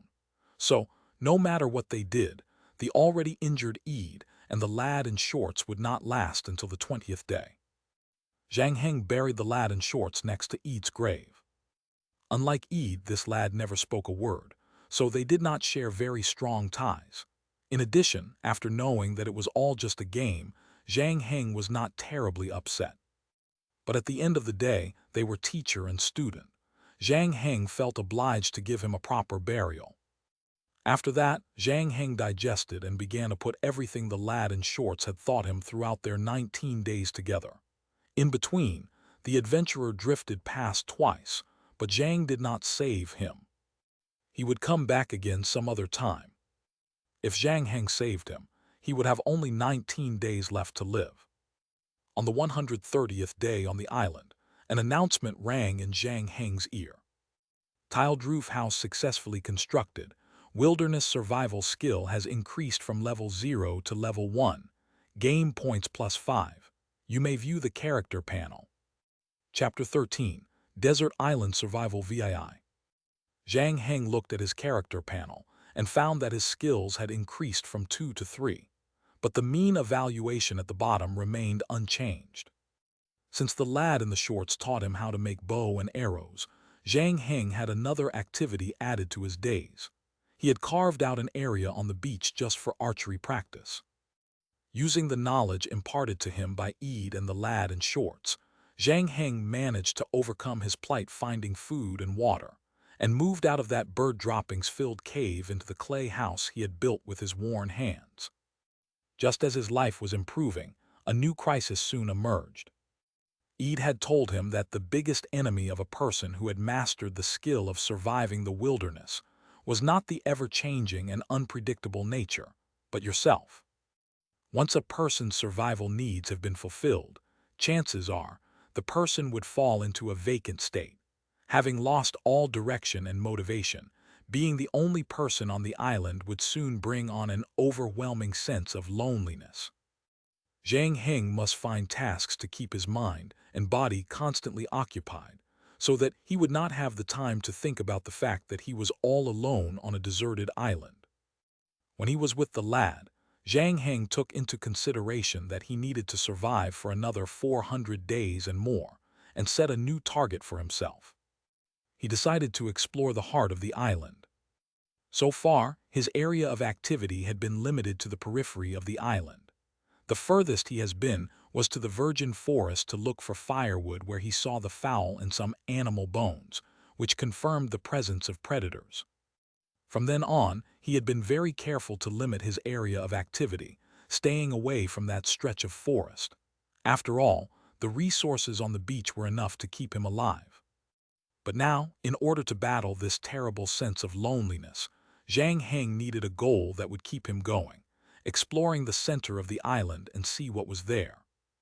With this end in mind, Zhang Heng began to allow himself to be invested in it and work hard towards the goal. Taking into account that there were predators in the forest, he would first need to learn to protect himself. His second companion had taught him to make 2 long-ranged weapons, the bow and arrows, and the sling. The latter was easier, but the most difficult to use. The angle and timing at which the stone was flung had to be precise. If the sling was released a little too early or a little too late, you would find that the stone was miles away from hitting the target.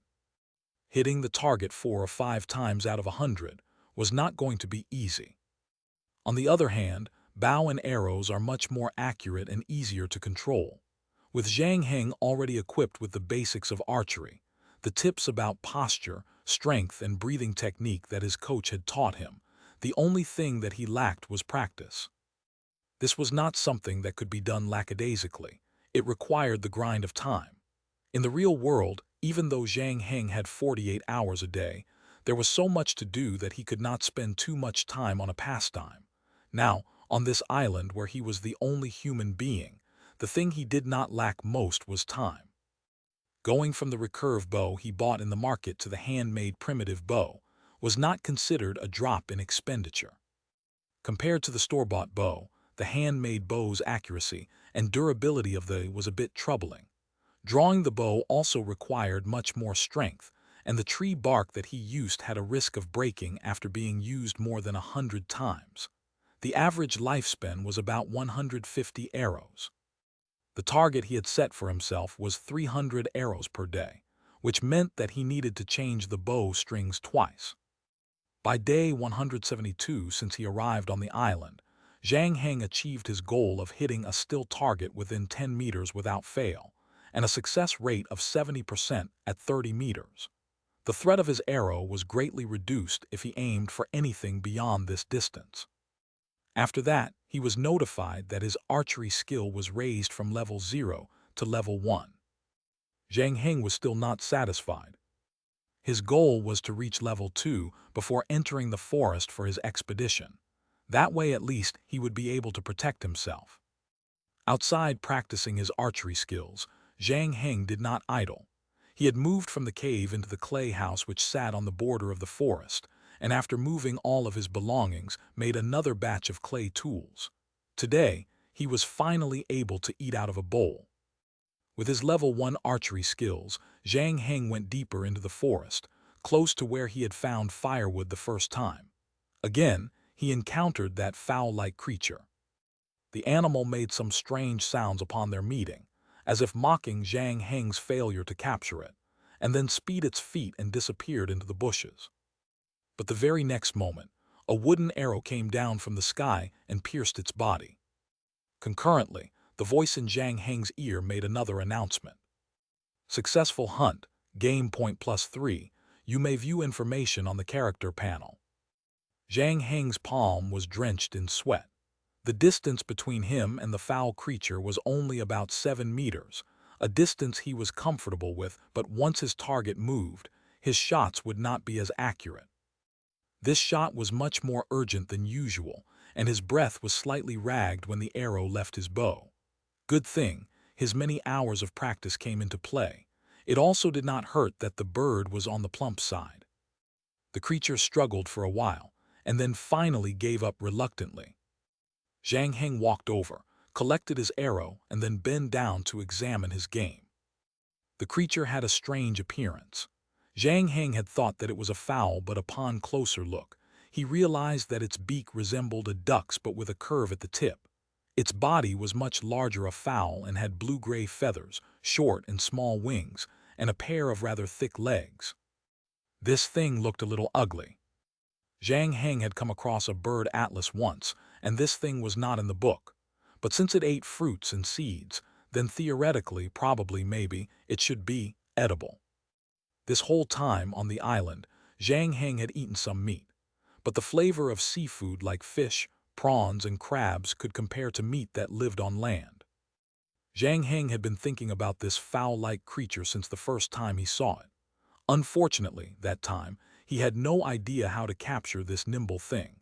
Today, having honed his archery skills, Zhang Heng reached out his claws to grab this innocent little creature without a moment's hesitation.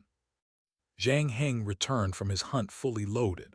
Other than the 15 catty fowl, he also stumbled across some wild potatoes on his way back. The thing was rich in starch and could be used as a staple food.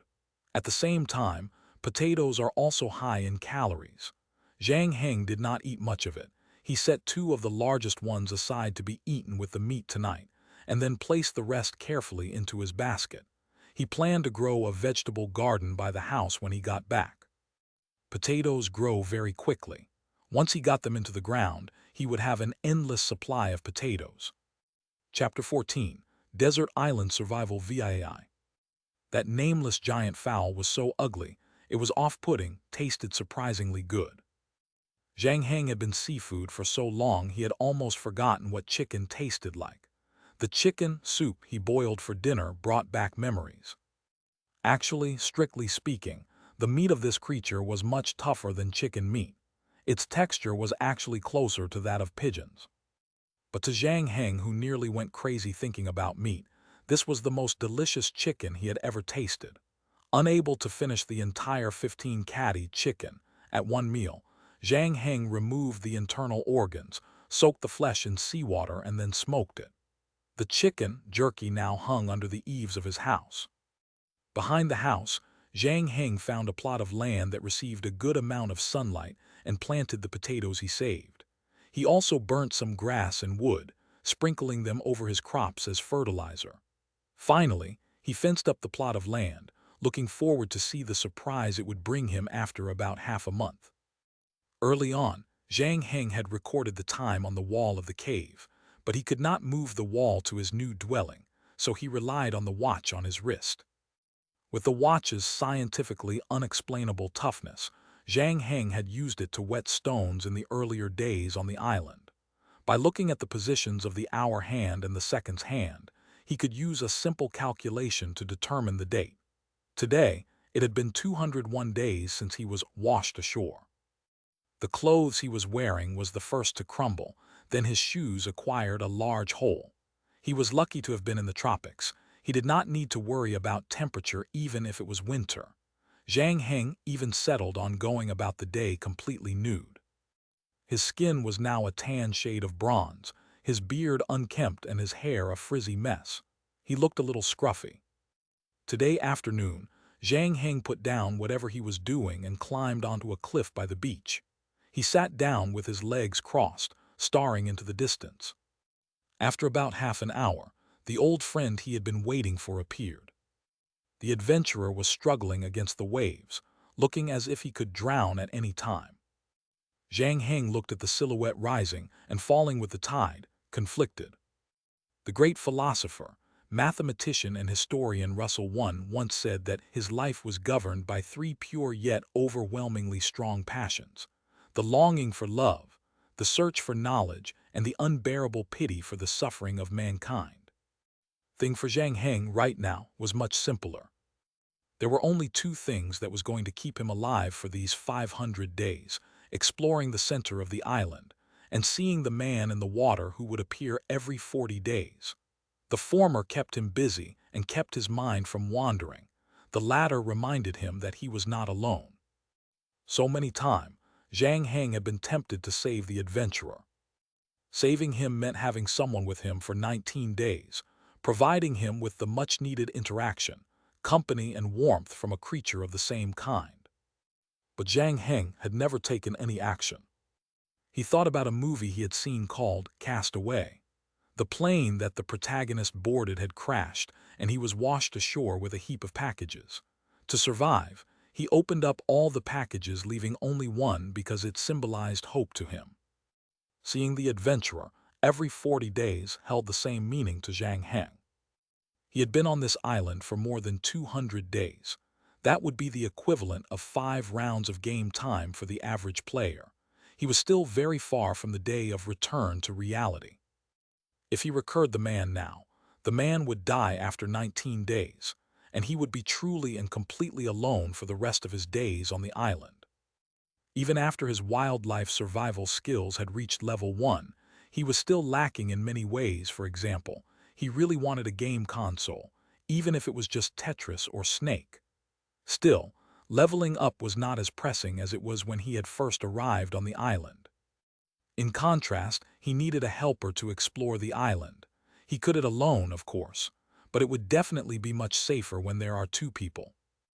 Zhang Heng had planned to bring the adventurer with him into the forest after he had rescued him. He was able to confirm from his encounter with Eid and the lad in shorts that, while both of them were wilderness survival experts, the areas of their knowledge differed. The skills and knowledge that Eid had imparted were basic survival skills, whereas the lad in shorts was more inclined towards construction and creation. Having observed the adventurer's dressing, Zhang Heng surmised that he was probably an expert in exploration. It would be awkward for him to save the person now. Zhang Heng had to suppress the burning desire to save the man, as he watched the waves swallow his for the 4th time. With one last look at the spot where the explorer had disappeared, Zhang Heng jumped down from the cliff and continued his archery practice. It took him 3 months to get his accuracy up to 90% at 30 meters. As a result, there was no notification of any skill upgrade, but this did not discourage Zhang Heng. He had already expected it. This game was very demanding benchmark for skills. English, which he had learnt for 14 years and his native language, was only graded as level 1. But considering how many languages there are in the world, this classification seemed fair enough. The same applied to surviving the wilderness. Zhang Heng felt that everyone in the world was thrown to this island. Even if he was not the last person alive, he would at least be one of the top 10 survivors. But again, his skills were severely skewed.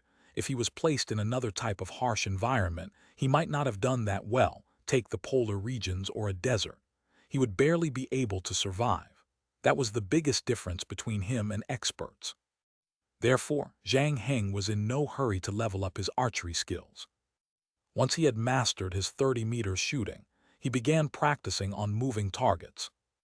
At first, he used the fishes swimming near the coral reefs as practice, but after 2 shots, he was reminded that what he could see above the water was actually a deflected. If he continued to practice like that, his archery skills would go crooked. Then he turned to practicing on crabs, But these crustaceans were the kind of prey that does not move if the enemy remains still. They proved to be terrible practice targets. Zhang Heng never even considered practicing on birds, mainly because they mostly stood on tree tops. If he missed, it would be very difficult for him to retrieve his arrows. In the end, Zhang Heng settled on the broken pottery pieces, stringing them up on branches so that when the wind blows, they would sway. This made it very difficult to shoot. It took Zhang Heng 2 months of practice to learn the ropes. During this period of time, he caught another hideous-looking fowl in perfect condition. Somehow that creature had gotten into Zhang Heng's vegetable plot, probably to munch on some free breakfast, but got its head caught in the fences instead. Zhang Heng thought about and decided that he was in no hurry to eat it, so he tied the creature's leg to a wooden pole. Now he had an upgraded moving target. Zhang Heng wrapped the head of his carbonized arrows and then began an inhumane attack on the fowl. Chapter 15. Desert Island Survival IX. In the beginning, Zhang Heng counted the days until the day he would return to reality. But later on, he found that doing that did nothing else but frustrated him. The more you keep an eye on time, the slower it seemed to pass.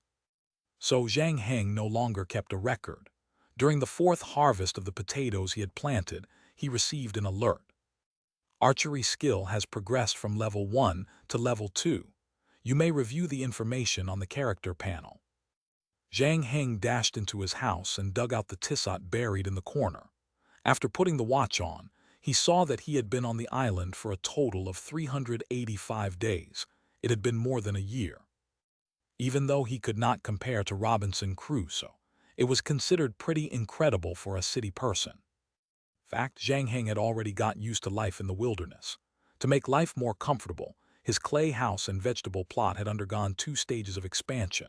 The house had transformed from a single-room building to 3 rooms and 1 living room. Zhang Heng even added floor heating. The vegetable plot, on the other hand, was producing more potatoes than he could consume. Zhang Heng sliced the excess tubers into thin shreds using his stone knife and left them out to dry under the sun. Thus began the birth of his 100% organic baked potato chips. In addition to that, he also found some onions in the forest and transplanted them in his vegetable garden. After that, he spent a good portion of his time setting up a fish pond, an outdoor bath, and a breeding garden next to his little hut. In the pond, he kept the fish and crabs he did not eat, and that fowl which had its head stuck in the fences became the first tenant of the breeding garden.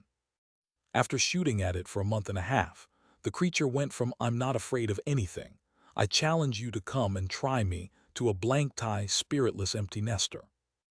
Zhang Heng felt sorry for it and resisted the urge to eat it. On a whim, he decided to keep the fowl as livestock, in hopes that he might be able to harvest eggs someday. But the dream was destroyed when he found out that the creature was a male. Forget it. Zhang Heng decided to keep it as a pet and named it Mickey Mouse. Compared to the fish, birds, and crabs, the creature had a slightly higher IQ. After a while, some interaction was established between master and pet. For 80% of the time, Zhang Heng was able to hit a moving target within a 10 meters distance and 50% at 30 meters. When his archery skills had advanced to level 2, he knew that it was time to make a move. So he spent 10 days putting together food and supplies for 2 people and preparing 1 month's worth of ration for Mickey Mouse. Then he chose the toughest wood he could find and fashioned them into spears to be used as melee weapons. On the 401st day, when he went to save the drifting adventurer, Zhang Heng was paddling on a wooden raft that he had made. "Thank you, friend. Are you an indigenous person on this island? A typhoon sank the ship that I was on. I was the only one who swam here. I'm exhausted. If it weren't for you, it would not have ended well for me." Zhang Heng was dumbstruck. In what way do I resemble an indigenous person? He consulted his reflection in the seawater. Fine, this face does look aboriginal. He had been on the island for too long. Other than the watch, everything that he had with him when he first arrived was all either broken and unusable. Nonetheless, it was still a pleasure to be able to see someone of the same species. It had been almost a year since Zhang Heng had spoken to another person. He could barely contain his excitement as he handed a wooden pail filled with fresh water to the man. "My name is Zhang Heng. I'm not a native. I was in a shipwreck like you, but that was a year ago." After the adventurer drank the water, his complexion improved tremendously. At first, he was worried that this aboriginal man had saved him so that he could have him for dinner, but was relieved and delighted to find that the other was a civilized man. "My name is Bell Butter, and I served in the United Kingdom Special Forces Reserve 21 Special Air Service, 21 SAS, climbed Mount Everest, and then decided to become a host, explorer, and author. You said that you've been living on the island for a year. That's really quite incredible." "More precisely, I used to have 2 companions, but neither one of them made it." Zhang Heng paused for a moment and then asked, "Do you remember the 2 people who fell into the sea with you?" "What 2 people who fell into the sea with me?" Bell appeared genuinely puzzled. "When it happened, I wanted to save people, but a huge tide knocked me unconscious. When I opened my eyes, I saw this little island." Zhang Heng was not surprised by his answer, but felt that it was a great pity that Bell had no memory of Eid or that guy in shorts. He most probably did not recall that he had been drifting in the ocean for a year either. Zhang Heng decided to play along, even though he really wanted to know why the game repeatedly brought this bug back. They paddled back to shore, and Zhang Heng brought Bell to his little hut. "Did you make all of these yourself?" Seeing the clay house with a 180-degree sea view, the thriving vegetable garden, and the pond brimming with fishes and prawns, Bell exclaimed, "I don't think there's anything I could teach you. Even I could not have done better." As he was speaking, Bell's eyes fell upon Mickey Mouse that was howling in the breeding garden, and he let out a shriek. Zhang Heng thought that Mickey Mouse's hideous looks had managed to bring a grown man to tears, and was about to introduce them to each other when Bell suddenly cried, "My God, what am I seeing? Dodo bird. There's still a living and breathing dodo bird on this earth." This time, it was Zhang Heng's turn to be stunned. He was no stranger to the name of the dodo bird. According to the records, this bird lived comfortably on the island of Mauritius in the Indian Ocean until the arrival of a group of European colonizers. A calamity fell upon this species, and in a short period of 200 years, the birds were completely wiped out. Until now, not a single complete specimen had been found. Zhang Heng could not believe that he had so casually eaten the national bird of Mauritius. But since it was a game, nothing was too surprising. Seeing how confident Zhang Heng was, Bell was a little troubled. So he decided to give his new friend a scientific explanation. Dodo birds were completely extinct in 1681. Opinions differ about how that happened. Some people say that the Europeans ate them all. Some say that the animals that the colonizers brought with them brought about a biological invasion. There are also theories that it's because of the environmental changes. Whatever it is, they have completely vanished from Earth. 16 years ago, the bones of the dodo bird were sold at an auction for £500,000. Your discovery on this island will shock the whole world. Unfortunately, this was just a virtual game world. The plot outside of the island was a whole lot of nothing, Zhang Heng thought to himself. Instead of telling this to Bell, Zhang Heng decided to use a different, more easily acceptable method to convey the message to him. "Bell, if this really is a dodo bird, we have to find a way to leave this island and show it to the world." "You're right," Bell agreed. "The fact that dodo birds exist on this island is not good news for us. It means that no one has ever come across this place. I'm afraid this place is not in any of the ship's courses. I've been on this island for more than a year. I'm already very familiar with the outer regions of the island, and I was thinking of going into the heart of the island to explore. Who knows, I might be able to find a way that could get us out of this place." "Then let me come with you. I think I could be of help when it comes to exploration," Bell said excitedly. "When are we leaving? Tomorrow?" No. Let's wait for 2 more days so that your body can recover fully, and in the meantime, have a chat with me." Zhang Heng looked at the explorer with eager eyes. Chapter 16, Desert Island Survival X. Bell was in excellent physical shape.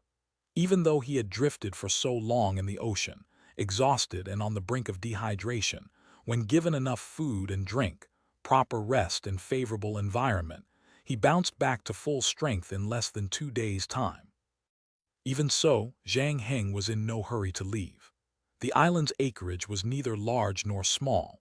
Walking around the island's entire periphery only took Zhang Heng about 8 hours. Going into the virgin forest would take a longer time, but even then, it would only take about 3 days to get from the hut to the center of the island. If his assumptions were right, Belle had 19 days to live, which meant that they still had more than enough time to prepare. After being in each other's company for 2 days, Zhang Heng had a basic understanding of his new companion's abilities. Belle's survival expertise was indeed different from Eats and the lad in shorts. His leaned towards hunting and self-preservation, precisely the kind of skills necessary for exploring the virgin forest. At the present time, Zhang Heng was capable of making a large variety of tools, equipped to seek out a place to stay, water, and many other basic survival skills. From the simple variety of vegetable in his garden and the bareness of the breeding garden, except for Mickey Mouse, it was obvious that Zhang Heng did not understand too much about the nature that he was living in. This was especially true in species identification, a weakness that Zhang Heng and most city-living modern people possessed. There were many types of plants in the forest, but not knowing which ones or which parts were edible, and afraid of falling victim to food poisoning, Zhang Heng had only taken the potatoes and onions, which were the only things that he recognized. It was pretty much the same with animals. All this while, he had thought that Mickey Mouse was ugly as sin. Never once did it cross his mind that it was actually the extinct national bird of Mauritius. This explorer that he rescued could finally help him make up for this shortcoming of his. Seeing that there was not a lot of time left, Zhang Heng decided to bring Belle on a tour around the island. Belle taught him how to identify and obtain a variety of resources from the forest. Zhang Heng could not help but be surprised. For the past 1 year, he had been recklessly wasting natural resources. He had been sitting on a pile of treasure trove, and he was completely clueless as to how to use them. But the more Zhang Heng listened to his companion, the more uneasy he felt because it seemed that Belle was deeming practically everything that he laid eyes on to be edible once the head is removed. On the afternoon of the 10th day, both men returned to the house. Zhang Heng was very pleased with the yield of this short little trip. Even if there was nothing in the heart of the island, he had learnt a lot in the past 10 days. Beyond that, Belle was also a very good listener and conversational partner. After taking a day's rest, Zhang Heng planted the seed they had collected from the trip in the vegetable garden. As he was doing so, he suddenly received another message. Successfully collected more than 10 varieties of vegetables. Wilderness survival skills advance from level 1 to level 2.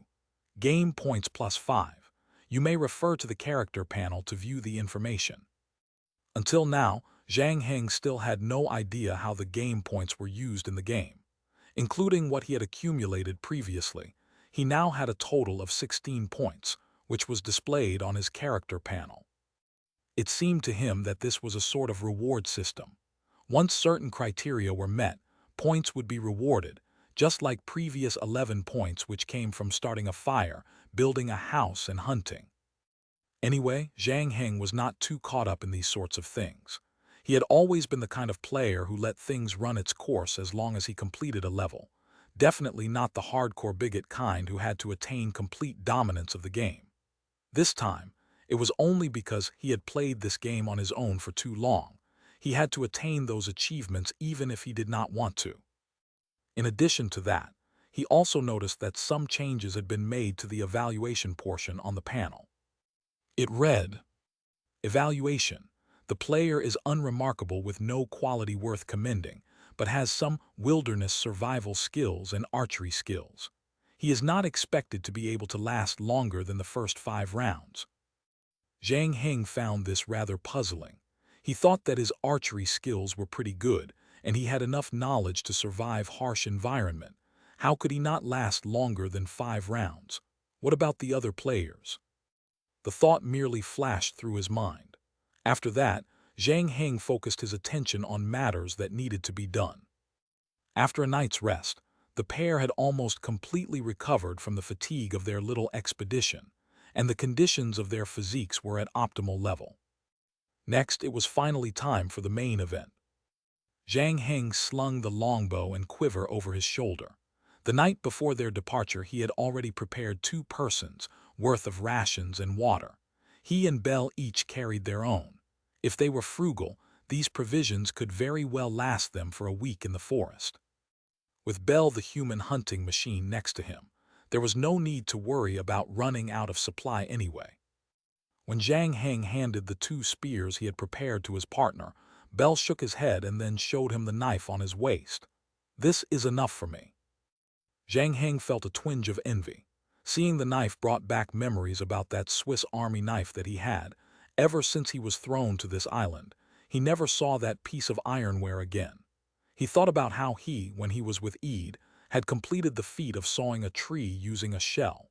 The tip of the spear he was holding had to be carbonized and then sharpened. While it was a pretty effective weapon, it was still not nearly as good as the real deal.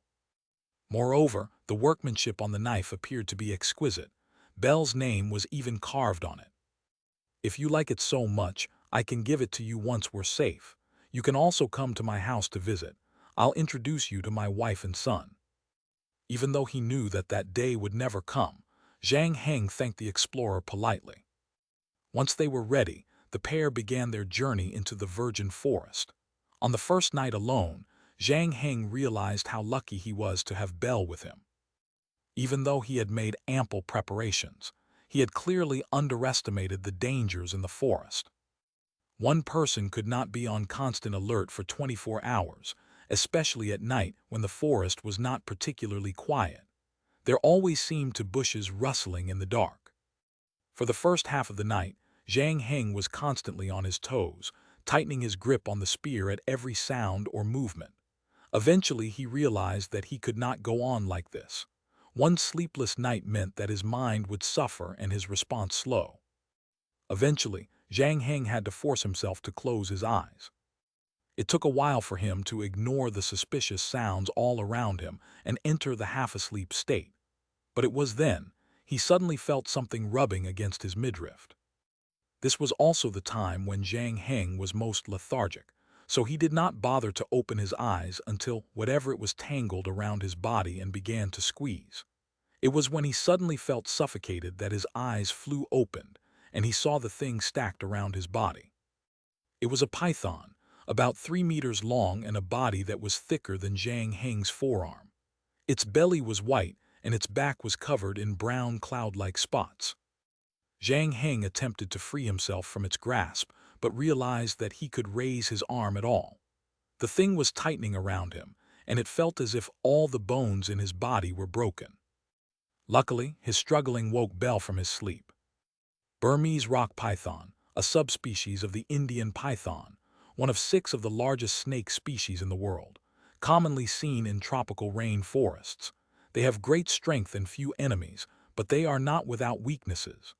Belle reached to touch the giant serpent's tail and very lightly jabbed at a spot, and the Burmese rock python actually loosened its grip. When Zhang Heng finally freed himself, Belle explained, "Anus, they are python's most vulnerable spot. Attacking this body part will allow you to have time to escape." And then he plunged the knife into the snake's head. Not such bad luck at all. Our breakfast for tomorrow morning has fallen into our lap. Chapter 17. Desert Island Survival XI. Zhang Heng woke up from his sleep and saw Belle roasting the python that nearly swallowed him the night before. "Zhang, you're awake just in time for breakfast." The explorer stirred the bonfire with a stick to adjust the flames, and then pointed at the thing next to him that was still dripping with blood. "Snake skin. I just peeled it. After I wash it, we can use it to make a water bag of some sort. It'll be much more impervious than pails, or we could use it to make clothes. It can keep us cool, very useful in hot weather." "Thank you for last night." Zhang Heng found a place to sit on the ground. The red marks around his arm were still visible. "Oh, don't worry about it. You saved me from the sea. If we want to survive in the wilderness, we have to help each other, right? Bell said as he passed a roasted snake skewer to Zhang Heng. He was about to refuse when a thought struck him. This might be the only chance in his life that he got to eat a python without being thrown into jail. So, he accepted it. He took a curious bite and found that it tasted pretty good. It did not have a strong smell and tasted a bit like chicken, only chewier. When he thought about how this creature nearly took his life last night, Zhang Heng decided to have a second helping. After breakfast, the two set off again. Bell continued to play the role of a capable guide, clearing the path in the front with his knife, and explaining the various organisms they encounter to Zhang Heng along the way. The python we ran into last night is not the only predator in this forest. When pythons eat, they normally swallow their prey head first. Because of their poor eyesight, they sometimes eat prey that are too big for their stomachs to handle and their belly would explode. But snakes have very good digestion. They could digest bones and flesh all together without a problem. The animal bones we saw back there, some of them are still in perfect condition. It didn't look like they were the python's victims. Zhang Heng quietly noted down this trivia. Many things seem to be of little use, but you never know when the time would come that you would actually come to use it. For example, Eid and the guy in shorts never taught him how to salt out of seawater. It was something he had seen from a video on some bullet screen website. Using heat, crystallization, and repeated filtration process, you could obtain relatively pure food-grade salt and make food much more appetizing. Speaking of which, when Zhang Heng was in primary school, he had visited Zishuangbana with his grandfather. The forest park there left a deep impression on him. But that place was developed by man, and only a small portion of it was open to the public for safety reasons. This was the first time Zhang Heng had been in an all-natural forest like this. Like Bell said, the colony in this place was rich, and it really opened Zhang Heng's eyes. For instance, along the way, he spotted a little amphibian with a semi-transparent belly that gave Zhang Heng a view into its heart, liver, and digestive system. What was more incredible was that the frog's body was only about 1–2 milliliter. Glass frogs generally reside in the tropical rainforests of Central and South America. To date, 134 types of glass frogs have been identified, among which 60 of them are on the verge of extinction, said the explorer as he carefully placed the tiny creature back onto the leaf. What about this? Zhang Heng pointed at a bump growing on a banyan tree like a tumor. There was a new shoot growing out of it. Oh, staghorn fern, a type of epiphyte. They are tender green when they are young and turn light brown when they mature. They mostly live on the trunks and branches of other trees. It's commonly found in tropical rain forests. Other than that, Zhang Heng also saw a colugo. This thing was neither cat nor monkey with wings like a bat that enclosed its neck, limbs, and tail. Spreading them allowed the mammal to glide in the air. It looked rather playful. A Bagheera kiplingi, a species of jumping spider and the only species of spiders with a herbivorous diet, they eat nubs at the tip of leaves. The name was too difficult to pronounce.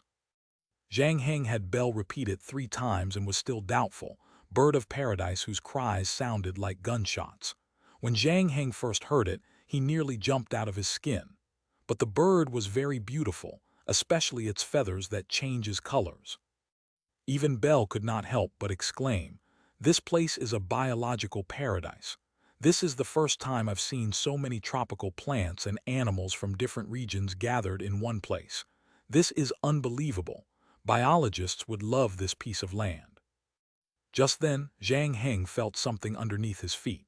He bent down to pick it up and saw that it was the tooth of some animal with a circular hole at the bottom. This thing looks man-made. Naturally formed holes are generally not that regular. Bell took the tooth from his companion and examined it. I know that some aboriginals would wear the teeth of the animals they hunted around their neck to show off their strength. The more powerful their game is, the more powerful they are deemed to be. That way, when it comes to choosing their partners, it would be easier for them to pick their desired mate. I have a friend who went hunting a lion alone so that he could marry the most beautiful girl in their tribe. He never came back. There was indeed a reason for the smaller population of foreigners. Zhang Heng made no comment about this. Instead, he asked a question that he was more concerned about. Are there aboriginals living on this island? Could they be cannibals? Bell shook his head. The chances are small. The island is not very big. You said that you've been living on this island for more than a year now. If there were other people on this island, there's no reason that you haven't met them yet. Also, this thing looks like it's quite old. So, you're saying that there were aboriginals living here? Zhang Heng could feel sweat dripping down his back. If those aboriginals were still alive, they could have captured him and eaten to make soup on the first day they arrive on the island. Let's keep going further. Bell was also interested to find out. The possibility of a lost civilization appealed to the explorer in him. He nearly forgot that they had come to search for a way to leave the island. The two continued towards the heart of the island. As of now, they were already nearly halfway into their journey, and the deeper they went, the more evidence of human civilization they found. Bell took a look at the completely eroded little huts and the moss-covered stone wares and tools, and could tell that a long time ago, an aboriginal tribe had once lived here in the forest of this island. What happened to them? Why have they all disappeared? The explorer was getting more intrigued by the minute. Chapter 18. Desert Island Survival XII. Zhang Heng was not surprised mainly because he was aware that this was just a game, and he would not have been surprised if they had found Winnie the Pooh in the forest. But at the moment, Zhang Heng could not deny that everything around him right now was so realistic. If it had not been for his extra 24 hours causing a major complication and lengthening the span of the game, he would not have detected any bug at all. Other than the huts and stone tools, the pair also found a small, almost 1-hectare lake nearby. Bell tasted the water and said, "It's drinkable. This is a freshwater lake. No wonder they built their village nearby." Zhang Heng's eye, however, was drawn to something half buried in the mud by the lake. This tribe, did they already possess the skills to smelt metal? Zhang Heng pulled out the item and found that it was a piece of very rusty ironware. It appeared to have been attached to a piece of wood, but the handle was beyond recognition. Upon inspection, Zhang Heng found himself clueless as to what that item was.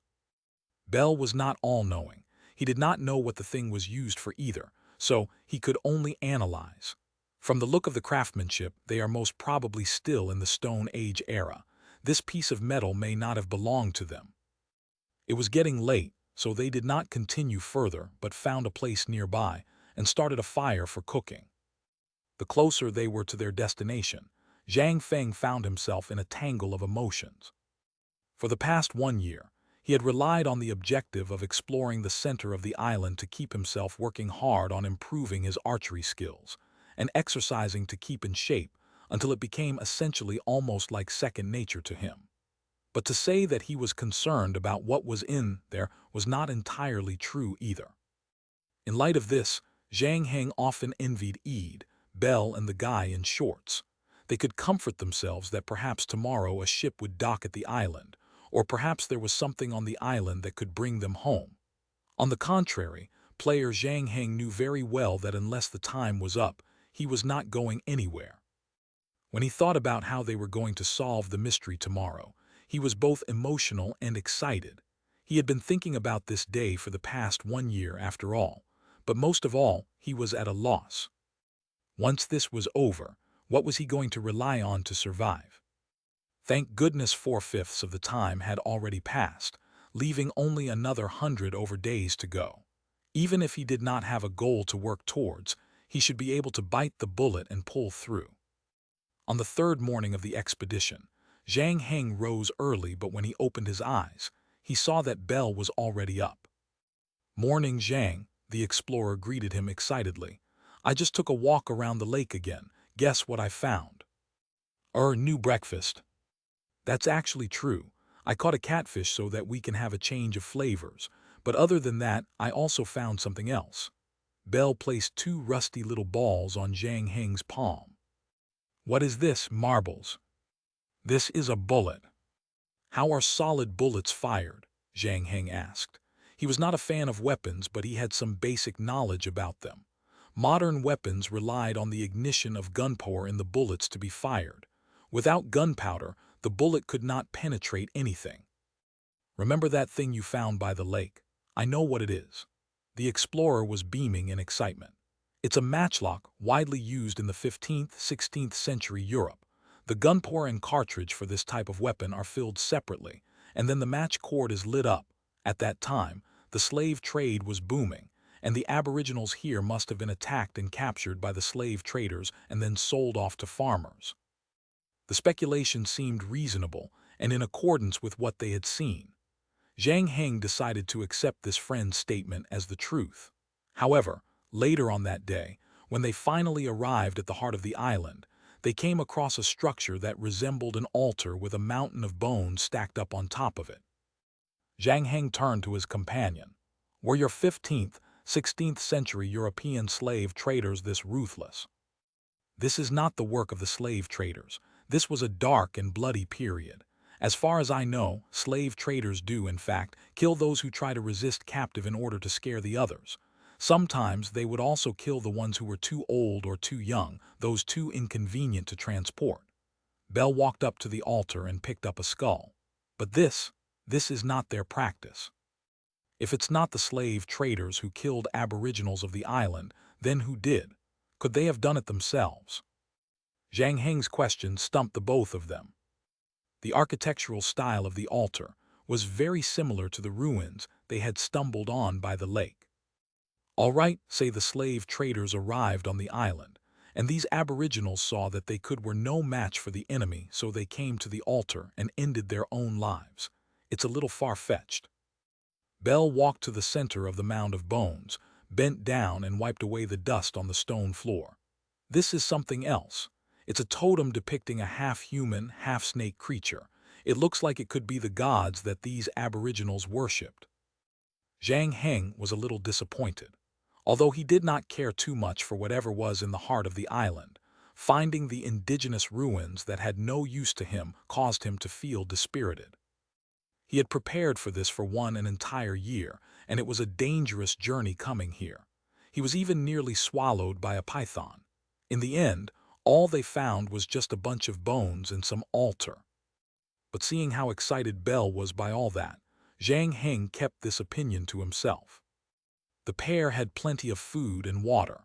There was still more than half of the food they had brought with them, and then on the way Bell killed quite a number of games, which might have looked like things that most people would be reluctant to put in their mouths, were actually surprisingly okay. Zhang Heng was contemplating whether or not to cut directly through the forest to the other end of the island, then travel along the coastline to return to their dwelling, when a dark shadow suddenly emerged from behind the altar and sprung for the explorer. Zhang Heng jumped. He did not need Bell's scientific explanations to recognize what that thing was: Jaguar, the king of the rainforest, with a likeness to a tiger, armed with sharp teeth and claws that could tear into a caiman. It was that large predator at the top of the food chain. Bell's reflex was very quick. The explorer rolled across the floor and evaded the beast's lightning attack, then drew the knife at his waist. Zhang Heng quickly drew his bow and arrow, but another jaguar appeared. This time Bell's face fell. "What?" Zhang Heng felt a wave of nausea come over him. By right, the explorer's death was still 4 days away. Why had these cats showed up so early? Did they get the wrong script? But there was no time for him to think about these things right now. Bell was in grave danger. No matter how good he was, there was no way he could fight off 2 jaguars alone. Zhang Heng raised his bow and shot at the second jaguar. The cat dodged the arrow swiftly. Zhang Heng had already expected that. They were both now about 27 or 28 meters away from each other. If he had shot at Mickey Mouse from this distance, his accuracy rate was about 50–60%. But the jaguar was much nimbler and lither than the dodo bird. Chapter 19, Desert Island Survival XIII. Zhang Heng's missed shot caught the attention of the jaguar. The latter quickly turned its attention to him. Bell was still wrestling the other jaguar, which meant that Zhang Heng would have to face this king of the rainforest on his own. If he had this encounter when he first came to the island, he would have been dead meat. He probably would not even be able to fight a goose, much less a jaguar. But was not his entire year of archery practice for this moment? Quickly, Zhang Heng drew another arrow and placed it on the bowstring. He was not in a hurry to shoot because he and the beast were still quite far from each other. At this distance, he did not have the full confidence to be able to hit the target. So, he had to rein in the fear he was experiencing and wait for the jaguar to attack first. This might sound simple, but actually doing it was not easy. Because for a long-range profession, the further the range, the safer it would be.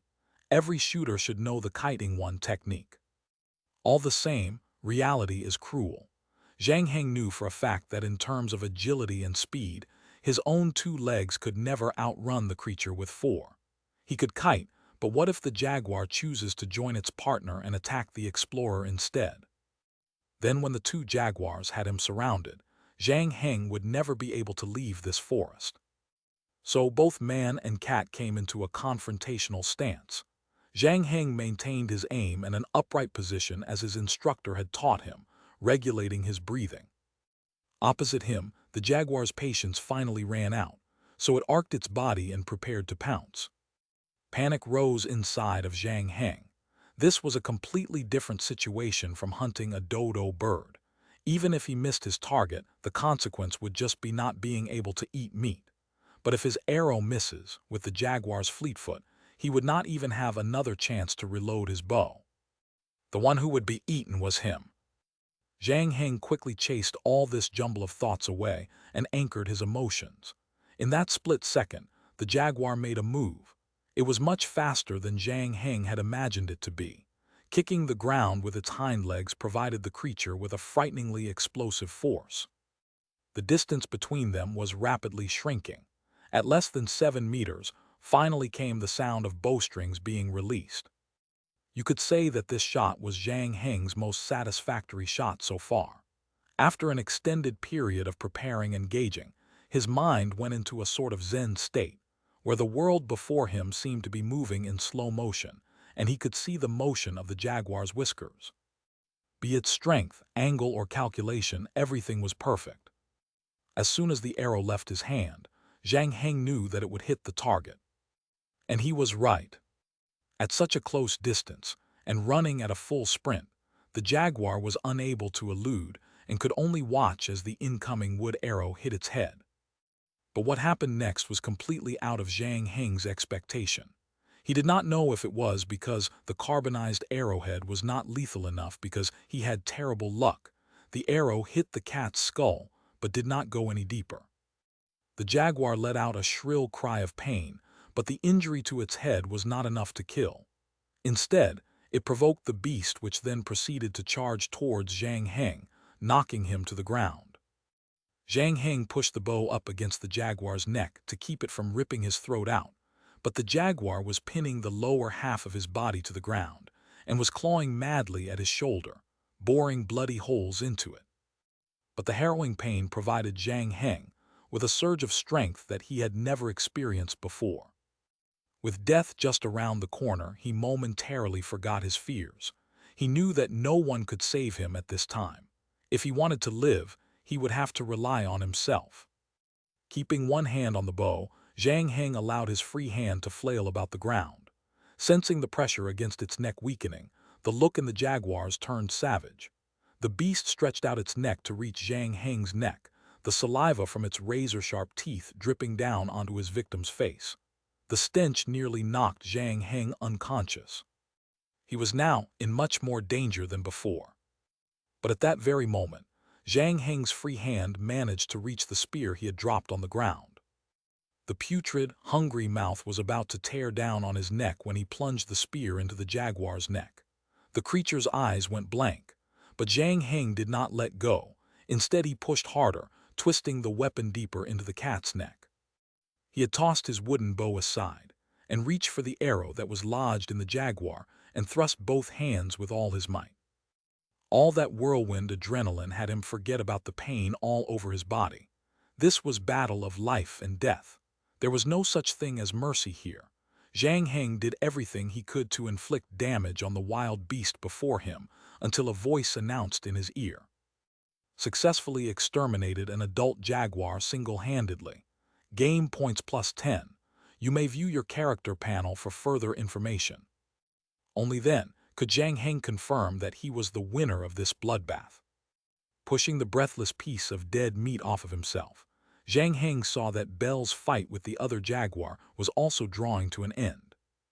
The explorer had punctured the jaguar's lower abdomen with his knife, and the creature was losing a lot of blood.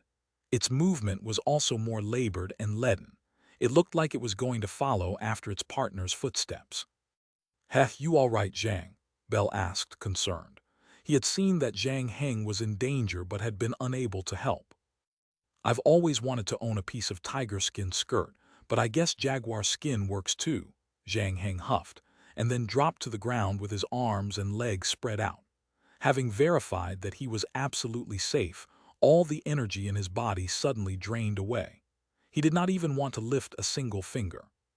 When he thought about how insane everything that had just happened was, his beating heart could not seem to calm down. He had never thought that one day he would have to fight such a large beast up close and personal. According to the time count back in reality, just an hour ago, he had just been drinking lemon water at the bar. But now he was a man who had just killed a jaguar. It was pretty cool if you think about it, but it was still better if something like this never happens again. "The stone on the altar broke during the struggle, and I found this." The explorer walked up to his companion once he had taken care of his opponent. "What is that?" Zhang Heng looked at the furry thing in Belle's hand. It looked like some sort of tail. The strange thing was, if the aboriginals did hide this thing under the stone, it would not be in such a good condition after such a long time. He was about to tell Belle to keep, then changed his mind the last minute and asked the explorer, "Can I have it?" "Of course, you saved me twice now." Belle was just a generous guy. "Thank you, this thing might just be useful for me." Zhang Heng changed his mind because when he picked up the furry thing, a voice notified him. Found game item, rabbit's foot unidentified. Chapter 20, Desert Island Survival XIV. Zhang Heng had been on the island for more than a year now, but this was the first game item he had come across. But other than the voice in his voice, there was nothing else. He did not know what this thing was used for, or what it does. It seemed as if the voice did not intend to inform him either. After it had notified him about the item, it just disappeared. Zhang Heng surveyed the rabbit's foot but found nothing special about it. He would just have to keep it in his waist pouch for the moment. After Belle looked at the wound on Zhang Heng's shoulder, he decided not to take any risk and sterilized the wound with saline. The wound is too deep. The claws of beasts that live in the wild like this are normally full of germs. There's a chance it could be infected. Zhang Heng understood the horrible consequence of infection. In the city, this would have just been a matter of an antibiotic injection. But on this barren island, the chances of surviving an infection was next to none. It was because of the injury on his leg that Eid contracted high fever and passed away.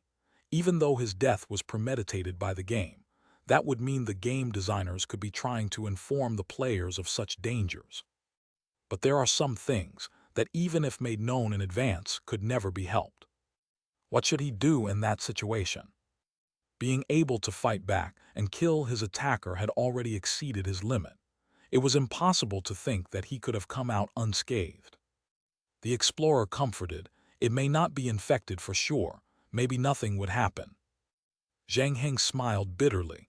He could only hope for that right now. After they had rested for a day, since they had already made it here to the center of the island, Zhang Heng suggested that they go straight to the other side of the island. Eid did not express any opinion against the idea, of course. So they spent another 2 days or so to pass through the forest. When they were finally greeted by the sight of the beach and the ocean, Zhang Heng was rewarded for his achievement toward island, and had another 3 points added to his game points. But this was none of his concern right now. There were 2 things that were giving him a headache right now, was the possibility of being infected, and that time for Belle's death was approaching. The first matter was purely dependent on luck. There was nothing he could do. The second matter was having stayed together for such a long time, and that Bell saved him from the becoming python food, Zhang Heng regarded him as a friend. In the end, he decided to give his friends a heads up. Of course, he would not mention that they were in a game and that Bell was a non-player character, NPC, with a buff that set him up to die after 19 days. The discussion of whether this would yield some unpredictable reaction aside, Bell would have found this explanation difficult to believe.